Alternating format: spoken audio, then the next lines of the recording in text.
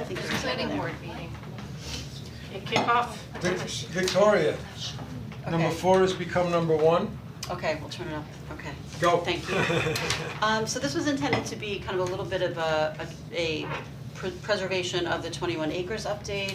And Haley, thank you for coming, Haley. Haley Farrow, who many of you know, has been a resident for many years. I'm Dennis. Nice to This is meet you. Dennis Nice to meet Crowley, you. he's the environmental coordinator, this is the conservation board.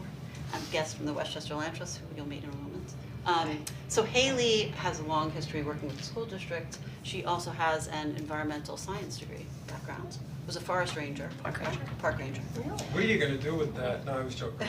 Wow, where? Gateway National Recreation Area for almost 18 years. Oh, wow. It's great. She's an amazing resource for our town. I've been trying to get her to join the conservation board for many years, someday. But Haley is working in partnership with me around trying to figure out a way to preserve those 21 acres. The school district's 21 acres at Right. Button Hook and Greeley. So we're doing a lot of kind of behind the scenes, trying to figure out what will work, how can we do this. And with us today are 2 of the folks from the Westchester Land Trust, Lori Ensinger, who's the president of the Westchester Land Trust, so thank you so much for being here. And she also brought Kristen O'Hara, who is also coordinator of environmental programs, is that right, including the pollinator pathway Right. effort? So you've worked a bit with Missy, who's not here tonight, and I around that effort. So thank you for being here as well. And they are playing an advisory role to us as we're learning. For both of us, this is a first-time endeavor, so we're learning as we go. Dennis has been incredibly helpful at answering questions behind the scenes and continues to be a wonderful internal resource for us. So just to kind of, we could probably give you like an hour update, but in the spirit of having a lot of things on our agenda, we'll collapse it. And we'll soon hear from Lori around where things stand, but just to give you a little background. So I guess since the last time we spoke, about a month ago, the last meeting here, Haley and Lori and I met with Ivy Poole, incoming supervisor, and Jill Shapiro, and Sabrina, of course, Sabrina, town planner, and we talked about the initiative, just to give them an update of what was happening, and also to see, you know, at some point, if we are able to purchase this land, if we do find donors, which is a major feat, as you know, it's supposedly been appraised at $3.5 million, so it's a huge investment and will take a lot of major donors. If we can buy this land, then the Westchester Land Trust would be basically our fiscal sponsor, a place for people to donate, and would help during kind of a transitional phase of supporting and nurturing the land to be as healthy as possible ecologically. So they help take out invasives and put in some saplings and shrubs, understory. And then after about a year or 2, I hope I'm getting that right, we then need someone to to basically maintain the land in the future. And we would have an endowment that would help pay for that, the maintenance, and it's minor maintenance, but just kind of ongoing as we do with our other preserves in town. So we wanted to kind of pose to the town, is this something you could start thinking about? It wouldn't cost a lot for the town, but it would be, you would become kind of, you know, the keeper of in perpetuity. And if they weren't able to take the land, we would have to find another nonprofit entity like the Audubon or some other nonprofit to move forward with it. So it was a beginning of a conversation with them. And it was a good conversation. And since then, we've continued to kind of try to find a donor. We have a Facebook page. There are now almost 150 people on the Facebook page. And we've had some conversations with folks around possible donations. We visited the property, which was beautiful. I mean, Lori was with us, Haley. It's a gorgeous, you know, untouched forest. It's a forest. And amazing bird life. So many birds, you know, songs and calls. It was like being in a Snow White movie, where you kind of walk in and then they fly up to you and they're wondering, what are you doing here? No one's been here for decades. And a lot of habitat. So even when you walk up to the land, you see, I made a little video of this for the Facebook page, we saw like 4 or 5 squirrel nests right from the entrance to the property. So imagine, you know, what's going on deeper in the property and all the rich habitat for bobcat, coyotes, all sorts of wildlife. And it's a special space because not only is it these 21 acres, but there are 2 big contiguous properties, 2 other, you know, forested properties. And when you add all 3 properties, held. they're That are privately privately held. held. Right. It's almost 100 acres of contiguous forest, Right. which is very unusual to find. And as you can imagine, on a combating climate change, it's a carbon sink. So wonderful value environmentally, ecologically. And so that's one reason that it's unique and it's worthwhile trying to save. So all that said, we had another conversation with Ivy to kind of say, what, getting her take on kind of what would the next steps be. And we've also talked to Westchester Land Trust about this, and everyone seems to be on the same page in terms of how the Conservation Board can play a major role here. Because if you think about our open space goals and looking at the natural resources inventory, looking at, what are the open spaces in our town, and then determining some way to almost kind of rate them, for ecological value, which many other towns have an existing list of, like there's property saved recently in Armonk, in North Castle, that was like the 4th most important ecologically valuable property, and Westchester Land Trust worked with them to save that land. It So, hasn't been completed, it hasn't been saved yet. well, not yet, but it's kind of in the zone, moving in that direction. So we don't have any list like that. It would be helpful for us, even on a fundraising level, to be able to say this land is unique, in addition to popping on Westchester Land Trust maps, ecological value, for us to say as a town, this is an important property for whatever the reasons are. So if you think about our next step after we do the natural resources inventory of coming up with a list and then being able to say, which land is most important to save and for what reasons, using other, Ivy suggested using other towns' examples, and Westchester Land Trust could help us identify some of those really good models that we could use as an example. Come up with something similar and then be able to present over whatever time period, it would take many months to do this, to the town board and say this is our list of open space and this is how we rate, which are most important to us for ecological, environmental reasons. That said, she's very tuned in to this being a very time-sensitive endeavor, that at any moment, and it sounds so dramatic, at any moment a developer could come in, buy the land, and the 676 mature trees, talk about losing trees, done, taken down as part of that development initiative. So time is truly of the essence. With regard to an update, everything was supposed to be completed, final sign off by the planning board. December 4th, by December 4th, right? But it was not. That was the initial date. The school district went to the planning board at the last meeting and said they wanted an extension till March because the New York City DEP wants them to do a response around stormwater damage prevention, Who asked for the extension, the school district or the, oh, yeah? Yeah, because they have to give, I don't know exactly why, they just need to get them Right, some I data. don't know if it was a document missing, I see. or if there was something But the of school, greater the concern. school district asked Well, for they it, not didn't the have all planning the board. paperwork But that we're they in the needed for the planning board to watershed. do Oh, that. whole bit. okay. So you Yes. gotta get They- signed they- off. they Yeah. asked. Right, Not so the until planning board the school asked, district no. gives them that data, then the DEP signs off on it and then, Right. and so But we that's don't a know what March they're deadline. missing. Is there Right. any way we could ask the school district to hold off just longer than that? I We mean, have. I'm Well, talking. we tried. Haley and I went to the last school board meeting. It's not to say that we can't. I mean, this is a truly dynamic, evolving process that we're Maybe- living in. So when we went to the last meeting, they did a whole overview of what, the history. And, got up, actually Westchester Land Trust came and said that they thought this was a valuable land, that they were interested in looking at it, and the potential of preservation. And then I asked exactly this question. I asked, how much of a hurry is the school district in to sell it? Would they give us a right of first refusal? In other words, if a seller comes, could they at least tell us? Because otherwise, we would have no way of, Yeah. maybe they someone makes an offer, a developer, and We they won't can know tell until we see it everyone. in the school board agenda. Right, so they feel like it's confidential. We won't know until they see it in the school board Oh, agenda, okay. because it's all gonna be done in executive session. Right, so they feel it's confidential information and they won't reveal it until, which is it's an interesting legal question, a few interesting legal questions have come up actually. So that was, that's where it stands, they wanna sell it as soon as possible and they won't let us know when. Right. But they did say that we can talk with Sotheby's. Sotheby's took us on the tour, they're very open to talking with us. So we really need to reconnect with Sotheby's and kind of say, is there anything that because they'd said, talk to Sotheby's and build a relationship with Sotheby's, so we need to do more of that so that maybe they might agree to giving us a heads up.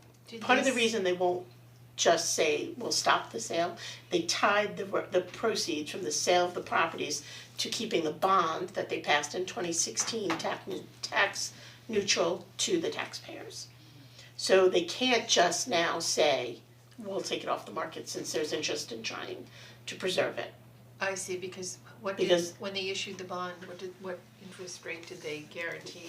Well, they guaranteed an interest rate. What they did was, they said based on debt that we're retiring, based on getting rid of some maintenance stuff that they do every year and the sale of this property, we will be able to keep the bond tax neutral, and if we can't, we'll take the balance out of reserves. Okay, I guess I'm sorry, what I meant was, I guess we don't know, usually when the bond is issued and people purchase it, then a certain interest rate is Right, I guaranteed don't know or it's what it was. callable. I Yeah. mean, No, I'm well, curious. the bond itself, the $42 million bond, Right. I don't remember what the rate is, Right. because they did takedowns as they needed it. So Right. they didn't take the whole $42 million and put it on the I bond. don't, and I don't know So- where they are at this point. And I don't remember how either. much I'm also they- on the finance yeah. advisory Okay. committee too, but Oh, cause But you- sometimes they're callable if they can refinance and get a lower rate. it was a low rate, It was a this very is only low rate, 2 and years, they, this is you and know, they, 2 years ago. and they retired Okay. other Old. debt Okay. also, That was and rolling off. consolidated some Okay. debt. So So it's a there lot was of some- formula, a lot of parts, but a $7 million chunk of this Yeah. is sale of properties, not just the I Zara see. property. So they need $7 million to make the taxpayers whole, That's so why to they're in a speak. hurry. Which is why Yeah. they're probably not gonna entertain anything other than selling the property. And Lori, did you wanna jump in? Yeah, I just wanna be careful, we're not talking about asking them to donate the property, we're talking No, about. of course, right, But right. for the record, since this is being recorded for the public, we're asking to be considered as any other buyer of the property to pay full market value. Full market value is not some value that was predetermined for conditions of setting, bond indentures. It's whatever the property is worth, and that is determined by an appraisal process. It's no different than if a developer goes in and needs bank financing to buy the land, he can't pay more than what a bank is gonna finance it for. Similarly, if the town of Newcastle or any nonprofit is to acquire the property at fair market value, we're not permitted legally to spend more than appraisal value. And that appraisal is a third-party, arm's length, independent assessment of the valuation. It may or may not be the list price, we don't know, we haven't seen the appraisal the school district commissioned. But regardless, a new appraisal would need to be garnered independent of the parties to start the negotiations. So we're not talking about taking money away from the school district. We're willing to pay fair market value if we can fundraise for it. Oh, no, I just was curious, finding out why this, now I understand, That's it's how they all structured connected. the bond. Yeah, so I wonder when, if anyone knows when the appraisal was done, It as was you the just said. appraisal done in this past summer, Okay, 2019, early in the summer, so I would suspect June, before the fiscal year ended, because that's when the money was appropriated for it. We're trying to see if we can get a copy of the appraisal to see, but we're not sure, we may have to do a FOIL request to find the appraisal. so as you said, it may or may not be the list price. Could be any price, it's obviously gonna be, And right now, not gonna be more than the list price. by the way, this is but- Karen Anton, she's Okay. the chair Chair. of the Chair. Conservation Board. The market is so tricky right now, that's Yeah, that's another, what I'm it's thinking. up, $3.5 million, $2 million homes, $600,000 for each lot, so if you look comparatively at, Bedford, Newcastle, the homes in that price range aren't really selling, so it's a tricky time to be trying to make that sale.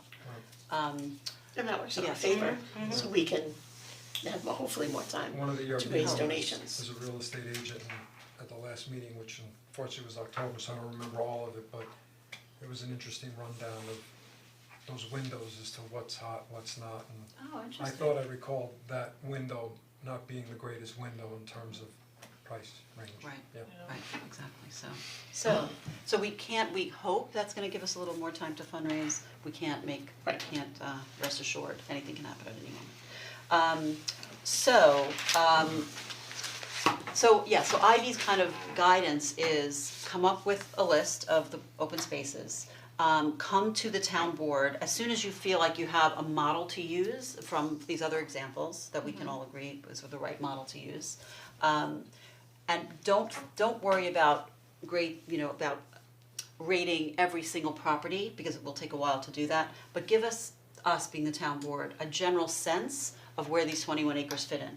And if we feel objectively that they are valuable, then that will give the town a sense of really thinking about whether they might want to own the land, and then also the Westchester Land Trust can have even more of a sense of wanting to support this effort because the town supports it also. When you say open space, do you mean like Getney Park open kind of space? Yes, Or do you okay. mean like privately owned or? Great question, so this is an evolution, and we tried to do as much kind of quick and dirty as we could for this meeting. Kellen is a wonderful resource, so Kellen's been working with on us with pollinator pathway stuff. So this is a written list, this is a draft, he just did this last Thursday, and he's gonna Have you seen it? continue to have it evolve, no, they haven't even seen it, it's hot off the presses. Thursday, and he's evolving it even further, so as we, as a group decide, this is just the first go at it. So to your point, to your question, so basically everything in over red 10. Oh, that's are cool. town-owned vacant land, over 10 acres, he used to have 10 acres. Yeah, A little because bit- it's open, yeah, Right, 5 it's is, significant. 2 is just a, Right, he yeah. could do it lower, but it it's a little trickier, because there are more like that. Mm-hmm. And then the blue are other vacant land, so privately owned, and then these are the parks, Mm-hmm. buildings and these are trees and houses. So this is What's the, the this is red? the land in That question, is owned by the town. and you can see a lot of the open space near it are the two Right. privately owned, but that's not included in this because, It must not be over 10. no, it's way over They 10, have houses. but they have houses on them that are Oh, private. it's Even not though really one open. They're house not with vacant. 70 acres, They're not it's still vacant land. not Oh, zoned. I see. That's the thing, it's not vacant land, it has a structure on it, just like all this in here is not, Yeah. it's not, but it's not vacant land because they all have structures on them. Although this contiguous piece of property would be great Yeah, to say, there you needs to know. be some other category, right? Yeah. Right, so it needs to be, and I don't know what that category is, that's the He's models. working on a next iteration, because what we wanna do next is see, as we think about, as we think about this property, our property that we're looking at being valuable because of the contiguous land, we wanna see, well, are any of the others, do they have that? So he's gonna make those pop. Right. So really, this is for us to kind of think about how we want this to evolve. And for various purposes, he can make one, as we're thinking about this property, he can make a general, this is the master list. As we wanna use this for our natural resource inventory, it's the beginning of that process, so. Boski has Yeah, she- 116. It's funny, I don't No, I don't what is she doing? have knowledge of what the other towns did and Right, how no, they I came think up this is It is. with their index and how they prioritize or not. My only experience with having to do large areas was in my former life, we worked for the Oneida Indian Nation when they were putting their lands into trust, so we had to take, me, other biologists, characterize 35,000 acres, so in order to do that, obviously you're doing cruise inventories of areas, and since it is, it was in between, I guess, it's Oneida and Madison County, so you're kind of east of Syracuse, so there's a lot of former agriculture, active agriculture, but I don't know if you're familiar with, like, the document that we used, I guess Carol Reschke started in 1990 with that Ecological Classifications in New York State, and it's since been updated, I believe, twice. And that is just a great soup to nuts resource of ecological characterizations, is your system marine, riverine, lacustrine, and then there's like subcategories of that, or if you're terrestrial, is it woodlands, is it grasslands, is it, and you're able to, and what's nice about it is that aside from having some of the characteristic species and some of the characteristic landforms and anticipated wildlife that you would expect to find in these areas, they do sort of have like a rank in terms of not like priority, high, low, something like that, but a rank in terms of, I'll say, common, ubiquitous, a little more uncommon, rare, things like that. So going in fresh without a slant, cause there's always that element of statistics don't lie, but liars use statistics, so you could, Right, what angle? you can make anything you want, you know what I'm saying? But something like that I thought was like, for me, it was a way, especially for that project, and it just helped us to sort of like take that giant funnel and say, okay, how are we gonna present this? And we ended up, our GIS people had to produce a map of various colors, various, covering parts of Oneida and Madison counties, some of them, one was an open, undeveloped land, but it also happened to contain all human remains of the nation members, so therefore that had a cultural component, so that was another color, And very unique to your point of something very unusual. Yeah, so something like that, no, that's not of great ecological value, but holy, that's very Historical. important, you know what I mean, and nobody touches it and done, Yeah. so it's kinda, that's just my 35,000 foot view. initial.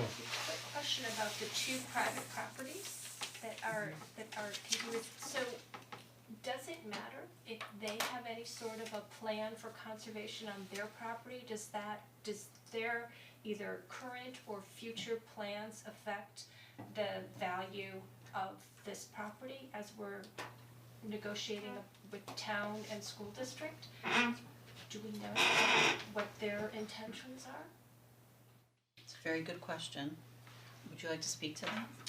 I need to protect the confidentiality of Oh, okay, yeah. the property owners, so we have to be very careful about Right. saying anything in public. So the answer generically, Melanie, is the answer is yes. The conservation values on a parcel don't recognize arbitrary municipal or Right. tax parcel boundaries. So the answer is yes, it does matter. Right. So for example, if this 21 acres is pristine woodland today and the 50 acres next door is turned into a 50 lot subdivision, Right. the values on the 21 acres are severely impaired. Right. Which is why when we speak in a few minutes, we're gonna talk about contiguity or connectedness, Right. which is going to raise the value of any given parcel if it's already connected to something else that is preserved Right.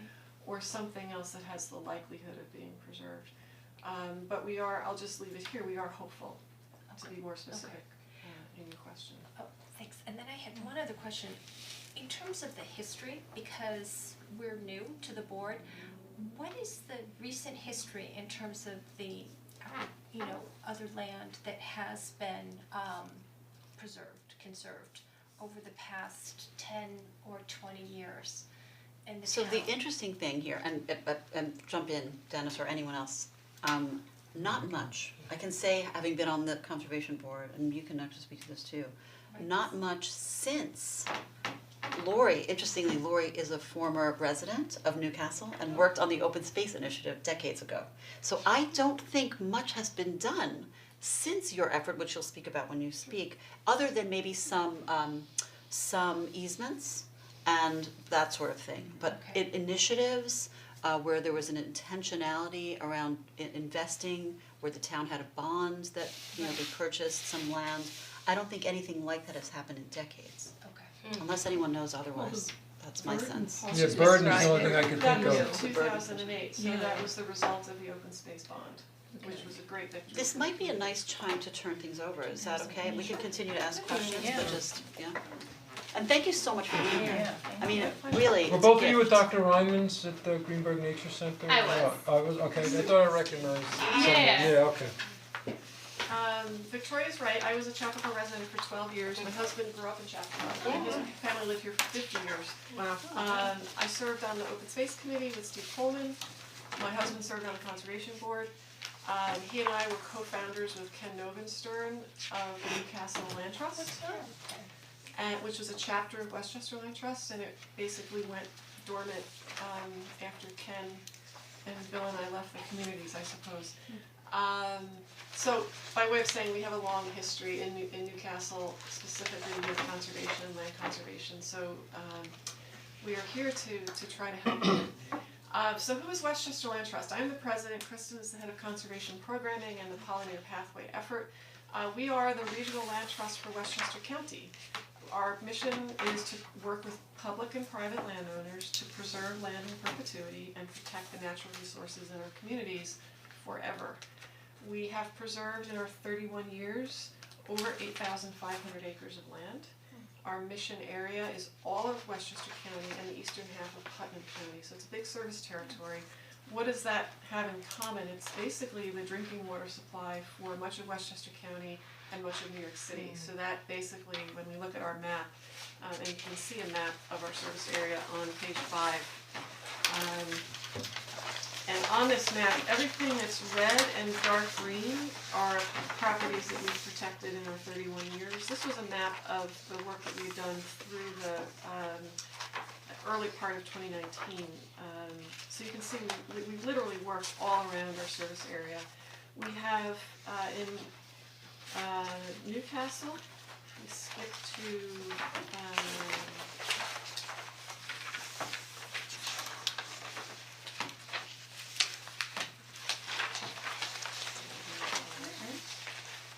page 14.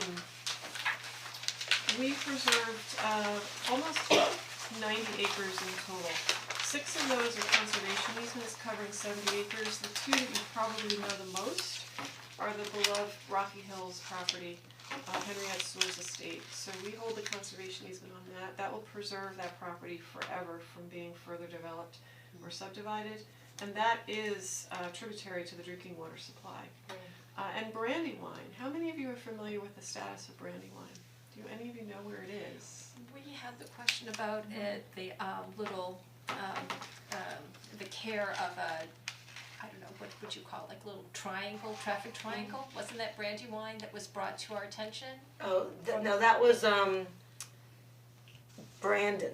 Oh, Brandon, okay, I'm sorry. Okay, obviously not with Brandywine is a residual of a subdivision, and it was a mandated conservation set aside many years ago. The preserve portion, we hold the conservation easement. It is currently still owned by Mr. Velardo, who was the original developer of that subdivision. Very few, Victoria, correct me if I'm wrong, if any of the homes have been built. Right, I think the one has been. Maybe one. Where is it? It is off of Bittersweet. It's like if you go all the way down Old Oh, Ring well, Road, Sabrina, right, is it Isn't it very wet around there? it's what's in, So the 46 acres that was to be preserved was a result of trying to protect the wetlands and the steep slopes. The challenge here is Mr. Velardo was, by virtue of the subdivision plat, to cede the 46 acres to the ownership of the town. It was going to become a publicly accessible preserve with a nature trail. We own 1 acre next door, the Casper Preserve.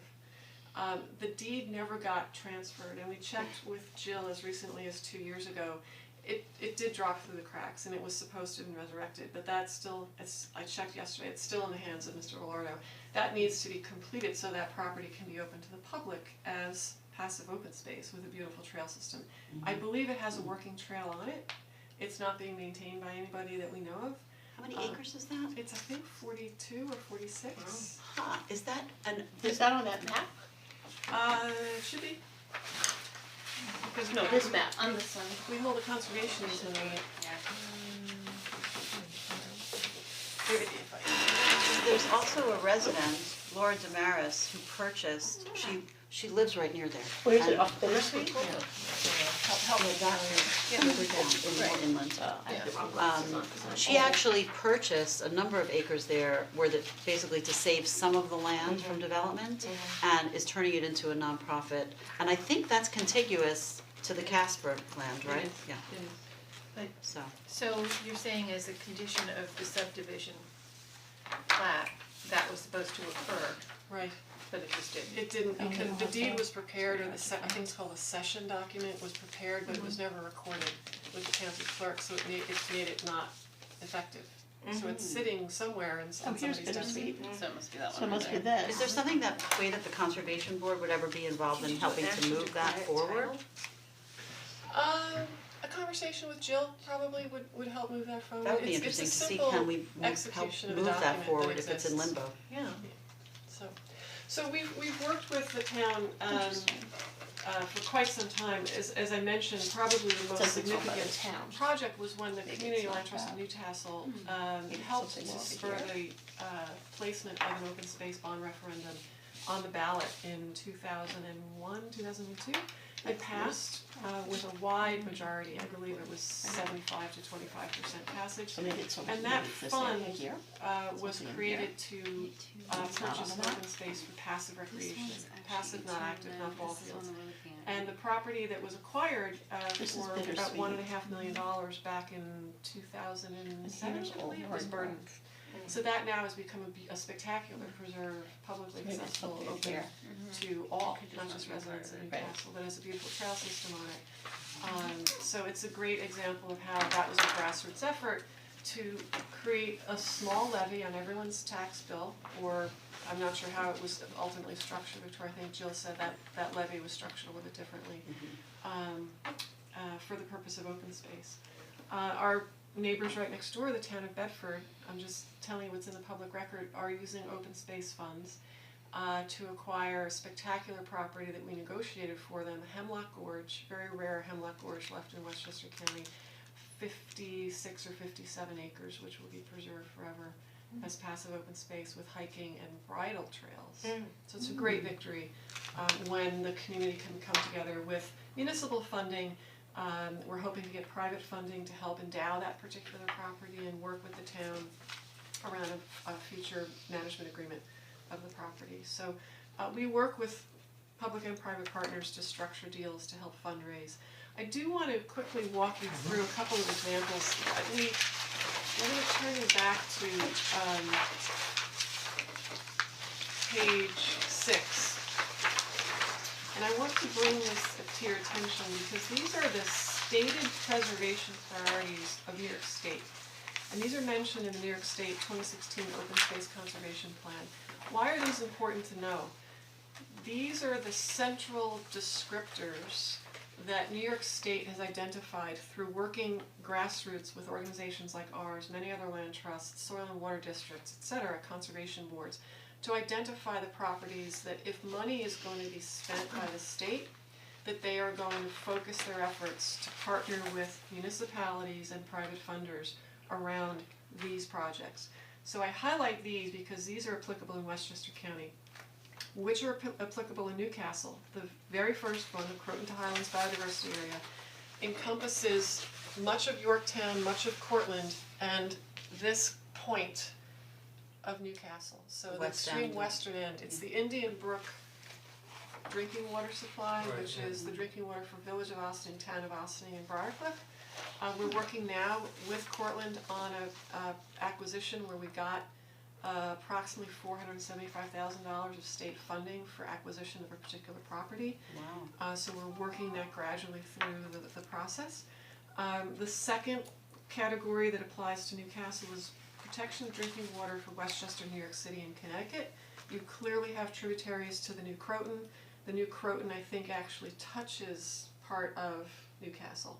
So the New Croton Reservoir is DEP land, as you know, and there is a specific grant pool called the Water Quality Improvement Program, which protects land that is source water or groundwater or surface water for drinking. Again, we applied, Victoria alluded to a project we're working on with the town of North Castle to acquire a 62-acre property with that WQIP funding. We're going to hear any day now whether that grant was awarded. The grant we were awarded for the Croton piece was also WQIP funding. So there's significant money available for land acquisition. It's pretty rare for Westchester County, but this is one source that is available. The applicants for these grants need to either be land trusts, soil and water districts, or municipalities. Large forest blocks, you have a lot. If you look on the Westchester County mapping system, you'll see, you can pull up a lot of the layers, Dennis, that you were referring to. One of them is large forest blocks, and Chappaqua, Newcastle rather, lights up with large forest blocks. The property that we've been talking about comes in under a large forest block. So in an era of needing to find natural tools for carbon sequestration and climate change mitigation, forest protection is at the top of the list for that. I can remember the categories on there. Like large forest blocks.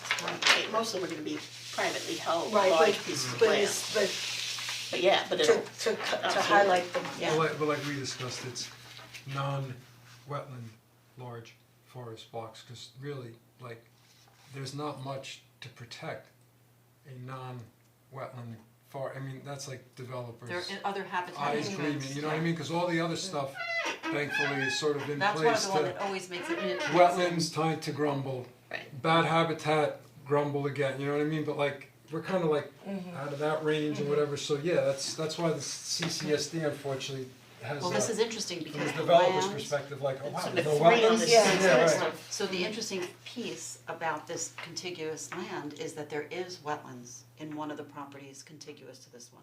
Okay. So from the animal's perspective, they don't know property lines. No. They think of that tributary as a place they go from these 21 acres to get a drink, right? I mean, there is wetlands there. Well, it's actually drinking water, it's a tributary to the New Croton, so it's drinking water for people. Right, Yeah. well, Not that's to, important not too. to say that Nothing drinking water against the for chipmunks, but Florida, yeah. for fauna is not important, but Yeah, that's even Yeah. probably of more value, human drinking water, right? The adjacent land, not the 21 Yeah. acres. Correct. Right. And to credit your town, I mean, you guys do regulate buffers, I mean, the That's Corps of true. Engineers does not regulate buffers, and New York State with their 12.4 or greater or whatever, yeah, they regulate buffers, but wetlands gotta be a gargantuan, I mean, otherwise it's, so, without, the Bedfords and the Mount Kiscos and the Newcastles and North Castles of the world, thankfully, you guys have buffer protection in place, reinforced, yeah.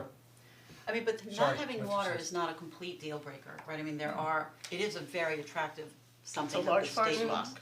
but large forest blocks, even without water, have habitat value and carbon sequestration as well, right? So, I'm not gonna go through the examples, but we do give you quite a few projects that we've completed in the last 12 months. You might ask, what does the Hudson River or Rye or the Long Island Sound have to do with Newcastle?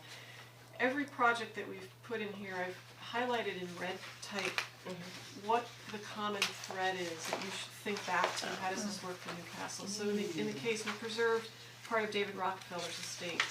Why was this important? We preserved 60 acres. It was adjacent to the 1,900 acres of Rockefeller State Park. We got grant funding for this because large forest block with edge habitat and farmland. We protected the Dominican Sisters of Hope beautiful estate. If any of you have been to Mariondale in Austin, it's a beautiful project. We conserved 34 of their 60 acres right on the Hudson River. Again, adjacency to conserved land. It was right next to the town's Traubucky Nature Preserve. So together we combined and created 1 mile of protected shoreline on the Hudson River. Long Island Sound, what does this have to do with Newcastle? We had a really interesting, I was chatting with Victoire today, development project on a small parcel in Rye. Some folks ask, well, it has to be a big property to be worth conserving. The answer is not necessarily. This particular property was acquired by someone, it had a house on it. It was directly fronting Long Island Sound. The person owned the house between themselves, or behind this house, so this house was blocking this person's view. They bought the property, tore the house down, committed to a conservation easement with Westchester Land Trust, and restored the property to a natural coastal tidal wetland system. it's great. Which is pretty amazing. And as I said to Victoire earlier today, Westchester is rapidly becoming built out. A lot of the pushback we hear is there's not a lot of space left to protect because it has houses on it. This, I will not lie to you, was not a cost-effective way to preserve a couple of acres. But for people who have the means and the desire and the conservation ethic to work with gray fields, brown fields, this was not a brown field, it was not contaminated in any way, or a property that has a house on it that probably should never have been developed. This property, we were told, flooded routinely 2 to 3 months out of every 12. Why? Rising sea level. It was literally steps away from the shoreline. So there are properties in various communities in Westchester, perhaps in this town, where you're in a floodplain, 100-year floodplain, 200-year floodplain, that you can consider redeveloping. Take the house off, put a conservation easement on it. The owner of that property or the donor of the easement could potentially get a charitable tax deduction by doing that. This was a qualified conservation project, and the person was able to claim a charitable deduction. That is completely legitimate. You're giving away development rights in perpetuity to a land trust, and we're extinguishing them. We're ripping them up and throwing them away, and we now protect this land forever. It's still privately held, but it has a conservation protection on it forever. And it also has erosion control value too, I mean, when you Exactly. think about, climate change. If you flip to page 13, we did a beautiful project in Lewisboro last year. This project took 10 years. Why is it relevant to you? It was the result of a mandated conservation set-aside that came out of the planning board with, I believe, conservation board advice. So planning boards, depending upon, and I don't want to speak for the town of Newcastle, planning boards have multiple tools in their toolkit by which they can ensure that environmentally sensitive properties are conserved beyond the standard wetland buffer and steep slope buffer aspects of your specific code. In this case, this property was the target of a 6-lot subdivision. The planning board in the town mandated a conservation set-aside of 32 acres, which encompassed the Mill River, which is the drinking water for Stanford. This was a spectacular victory. And Westchester Land Trust now owns this property. It is also adjacent to another 350 acres that we preserved in 2005, over which we hold a conservation easement that's now owned by the town. So again, here are some examples of, the town may not be your town, but there are many, many different examples where Westchester Land Trust works with the municipality or the applicant, in some cases it's a developer, to reach a mutually acceptable conservation solution. Okay. So what can we do for you? We're here to be your partner, we're here to help you with mapping. Victoria's absolutely right, the best way to leverage local dollars is to have an open space inventory or an NRI. I believe that you should, if you haven't already, explore the HREP grant pool to fund your NRI. You can hire a consultant to do an NRI or an open space inventory. I don't wanna say they're one and the same, one is a subset of the other. But you can hire a consultant, and Hudson River Estuary Program, Newcastle is in the Hudson River Estuary, so you're a qualifying municipality to submit for an NRI grant. Many towns do, and many towns do receive them. So I'm not sure, and Dennis, you might know what the cycle of the grant application deadline is. Isn't there one now, it's due in February, but they're Maybe. focusing on dam removals and They focus at different times of the year on different topics. Right now, it's, yeah, cause my current always friend, former supervisor boss who works for ASA, and they're all fisheries guys. He's the one who alerted me, he says, you know, and I think Kellen had said in Sunny Ridge that there's a dam that they tried to get removed, but I think the way the funding works is that there's a prioritization in terms of, you guys are ready to rip this baby out? Okay, that gets higher priority versus at the bottom of the list, oh, you're just at the evaluation stage of, you know, whether and, you know, can we do it, and will downstream be a total disaster, et cetera, it's like less of a priority. But I do have to read that and, yeah, I'll Just throw that in the To clarify, so say that the NRI is the natural resource inventory, and then what was the second thing Open that's space inventory. open space inventory? And which one is the bigger one? Well, Because you said one's a subset of, yeah, so a natural resources inventory would be a big picture look at what your natural resources are, forest blocks, drinking water supply, habitat corridors. The Croton to Highlands biodiversity area would pop, right? An open space inventory then, I consider a subset of an NRI because its goal is to specifically target properties that are available for, or could be prioritized for protection and could potentially be available. but if we're gonna ask for a grant, we should get the top one, right? So then we have everything, or is the grant only for the? I think you can probably talk about achieving both in the same plan. I don't believe you need to go for two separate plans. We've seen Oh, them I see. incorporated in one into the other. Okay, and So it's the H2H. You know, the HREP, so the Hudson River sorry. Estuary Hudson Plan. River, yeah, H2H is our own RCP, which we can talk about in a second. Okay, This would be the Hudson Hudson River Estuary. Estuary. Cause we need to apply for we have to look at the grant. So can we put that on your list to, I believe it's on my desk, do you want me to get it? no, Okay. not now, but Okay. You're But we on should- top of it then. well, just because if we should do that anyway, cause we had the open space inventory as one of our one of our objectives. If it I'm still if it recovering matches from being this. shut down by the Yes. urban forestry It's under program, DEP, so. under you have to DEC, the tell state's It's on the website, so if you agenda. just Google Hudson If River it's in Estuary and alignment program, with their and there's goals. a link for grants, Okay, and you'll see for natural resources. Okay, NRIs. great. Right, is One it, of- one is of this the- DEC? Yeah. Is that DEC, okay, yeah, there's a page, DEC has all their, One of I the can email common it to you. threads of the projects that we've been talking about is, these are in towns that were very specific with their open space inventories to the point where they specifically mentioned parcels. You may or you may not want to do that. There are reasons to do it and there are reasons not to do it. However, when the state looks at a grant application that we file, and I can say with all due sincerity, this specific property has been documented by the town of X to be in the top 10 of preservation priorities for the following three reasons. It's not quite as compelling if I say this property happens to be located in a general area of town that is a corridor where the following general characteristics are found. I can make that case sometimes, but it starts to unwind it's after not that. as strong.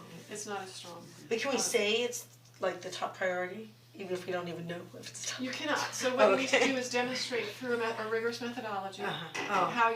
what your methodology was and why you arrived at the right Oh, rate. okay, It's there a you go. criteria. Are there any Right. guides So we for need- the methodology? The good news from the IB perspective is if we know how we're going to, what our methodology is. Yes, right. And we haven't finished it, but we know that this kind of meets some of those and looks like it might be, then they wanna hear. Then Okay. they wanna hear, it's gonna take us 8 months to do it, but even though we're only in month 2, we do know it pops in these ways, we wanna tell you. That's what she wants to hear back, the Also board. for the future, so we do it now, It's not a waste of we've got time. our list, we go Exactly. for what we can, I mean, and it's then worthwhile to we see what plan other our towns next. have, 'cause you're gonna wanna be Exactly. Then it's a consistent with long that. It's not just for this property, it's for the town. It has to be Yeah, we need to objective, looking it's at not a this. means to an end, it's not meant to make this, but to really look objectively at and come up No, with I understand, criteria yeah. that we think are. So Kira, to your question, there is no one right way to do it, different towns do it different ways.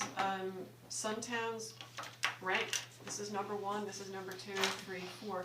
And what they've done is they create basically a matrix with different values. Okay. Drinking water protection, habitat value, proximity to protected open space, endangered or threatened species, Right. blah, blah, blah. And you give a point for every characteristic that's found on that property and you tally them that way. Others have said, we just wanna focus on drinking water because that is so critical to the health of this community and the ability for this town to grow.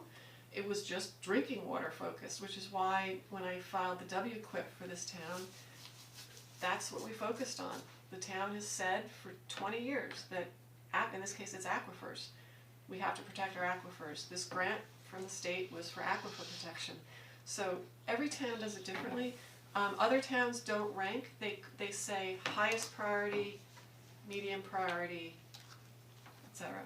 And there's no reason to create a low priority, you wouldn't prioritize it, but highest of high, and however you wanna say it. And properties are identified that they're not given a number, an ordinal ranking, for example, so. Different models, different approaches to And the that. consultant that you hire, presumably will be very well experienced in doing these, and she or he can advise you on the pros and cons of different methodologies, so, every plan is intended to be tailored to the needs of the specific municipality. Can I ask a very practical question? Let's say that Dennis goes back and really the money available through the grant process isn't really lining up with where we are now. How do we find another, and we don't have a budget for this project to do an NRI or an open space inventory, even though we have the intention and the desire. How does a town that doesn't have a budget, that can't get a grant, do a natural resources inventory? In other words, are there pro bono consultants, or what would we do to make that happen then, in the absence of? You could certainly reach out for pro bono consultation, I'm not sure how robust a report you would get, but you can, if you have relationships with environmental engineering firms, you could certainly try that. I would suggest if you haven't budgeted for it yet, you begin to budget for it. Because the report will never happen if it's never budgeted for. Right. The budget should reflect the priorities of the town. That's, I mean, that's a truism. And if you can make the case that this is a critical need, then it can be budgeted for. You can also seek private funding for it. There are local foundations that will potentially fund NRIs, open space plans. You can seek private donations, it doesn't have to be a foundation, you can seek private donations for that. And those are tax deductible. So the donor can make a donation to the town of Newcastle specifically for the purpose of doing an NRI. And it's considered, I shouldn't be giving tax advice on the public record, seek advice from your tax advisors, but municipalities are, for that purpose, I believe, for open space preservation, you can seek private donations for that. How much does it cost? Yeah, I was gonna ask that. You know, Haley, it's a great question, thousands and thousands Right, of dollars. I suspect it's hours and hours of work It's, and engineering work to. it includes site visits, it Right. includes lots of mapping, lots of on the ground photo documentation. Ivy said it best when she told Victoria, check around with your neighboring communities to see how they've done it. Check with Bedford, check with North Castle. Pound Ridge, I believe, has recently gone through an NRI. Oh, right, I And are think so. working on finishing it. I believe what they did, they they didn't do a comprehensive town-wide NRI, they focused on certain areas of the community first. So I can put you in touch with the person there. Okay. She could actually have some interesting, give you some interesting learnings about why they did it that way. Okay. That might work for the town of Just to Newcastle. strategically kind of Right. targeting Right, yeah. certain. Right. It depends on what your angle is, like off the top of my head, I think it would be worthwhile to see and be consistent with other people unless, let's say we're looking and we see, and someone says, and we would need some direction, everybody else has done this, but nobody, and we have, and almost like, you come up with something that is different, and for some reason, that is a driver, and, I'm just, it's Well, hypothetical, Can I I don't. just make a case in point about Dennis? I don't need to public, but I think this is important. So Dennis is tuned in and has shared with us that he's tuned into some habitat issues that haven't been focused on. So often, the way grants are given is, and please chime in and correct me if I'm No. often grants are given if there's an endangered species identified that nests there. But what if it's potential nesting habitat for certain species of bat, right, Right. for instance? So this is how Dennis's brain is working, and that's true. So maybe North Castle didn't put that on their inventory, but that's something, if we have potential habitat, we could include on ours, is that Right, kind cause of thing? there's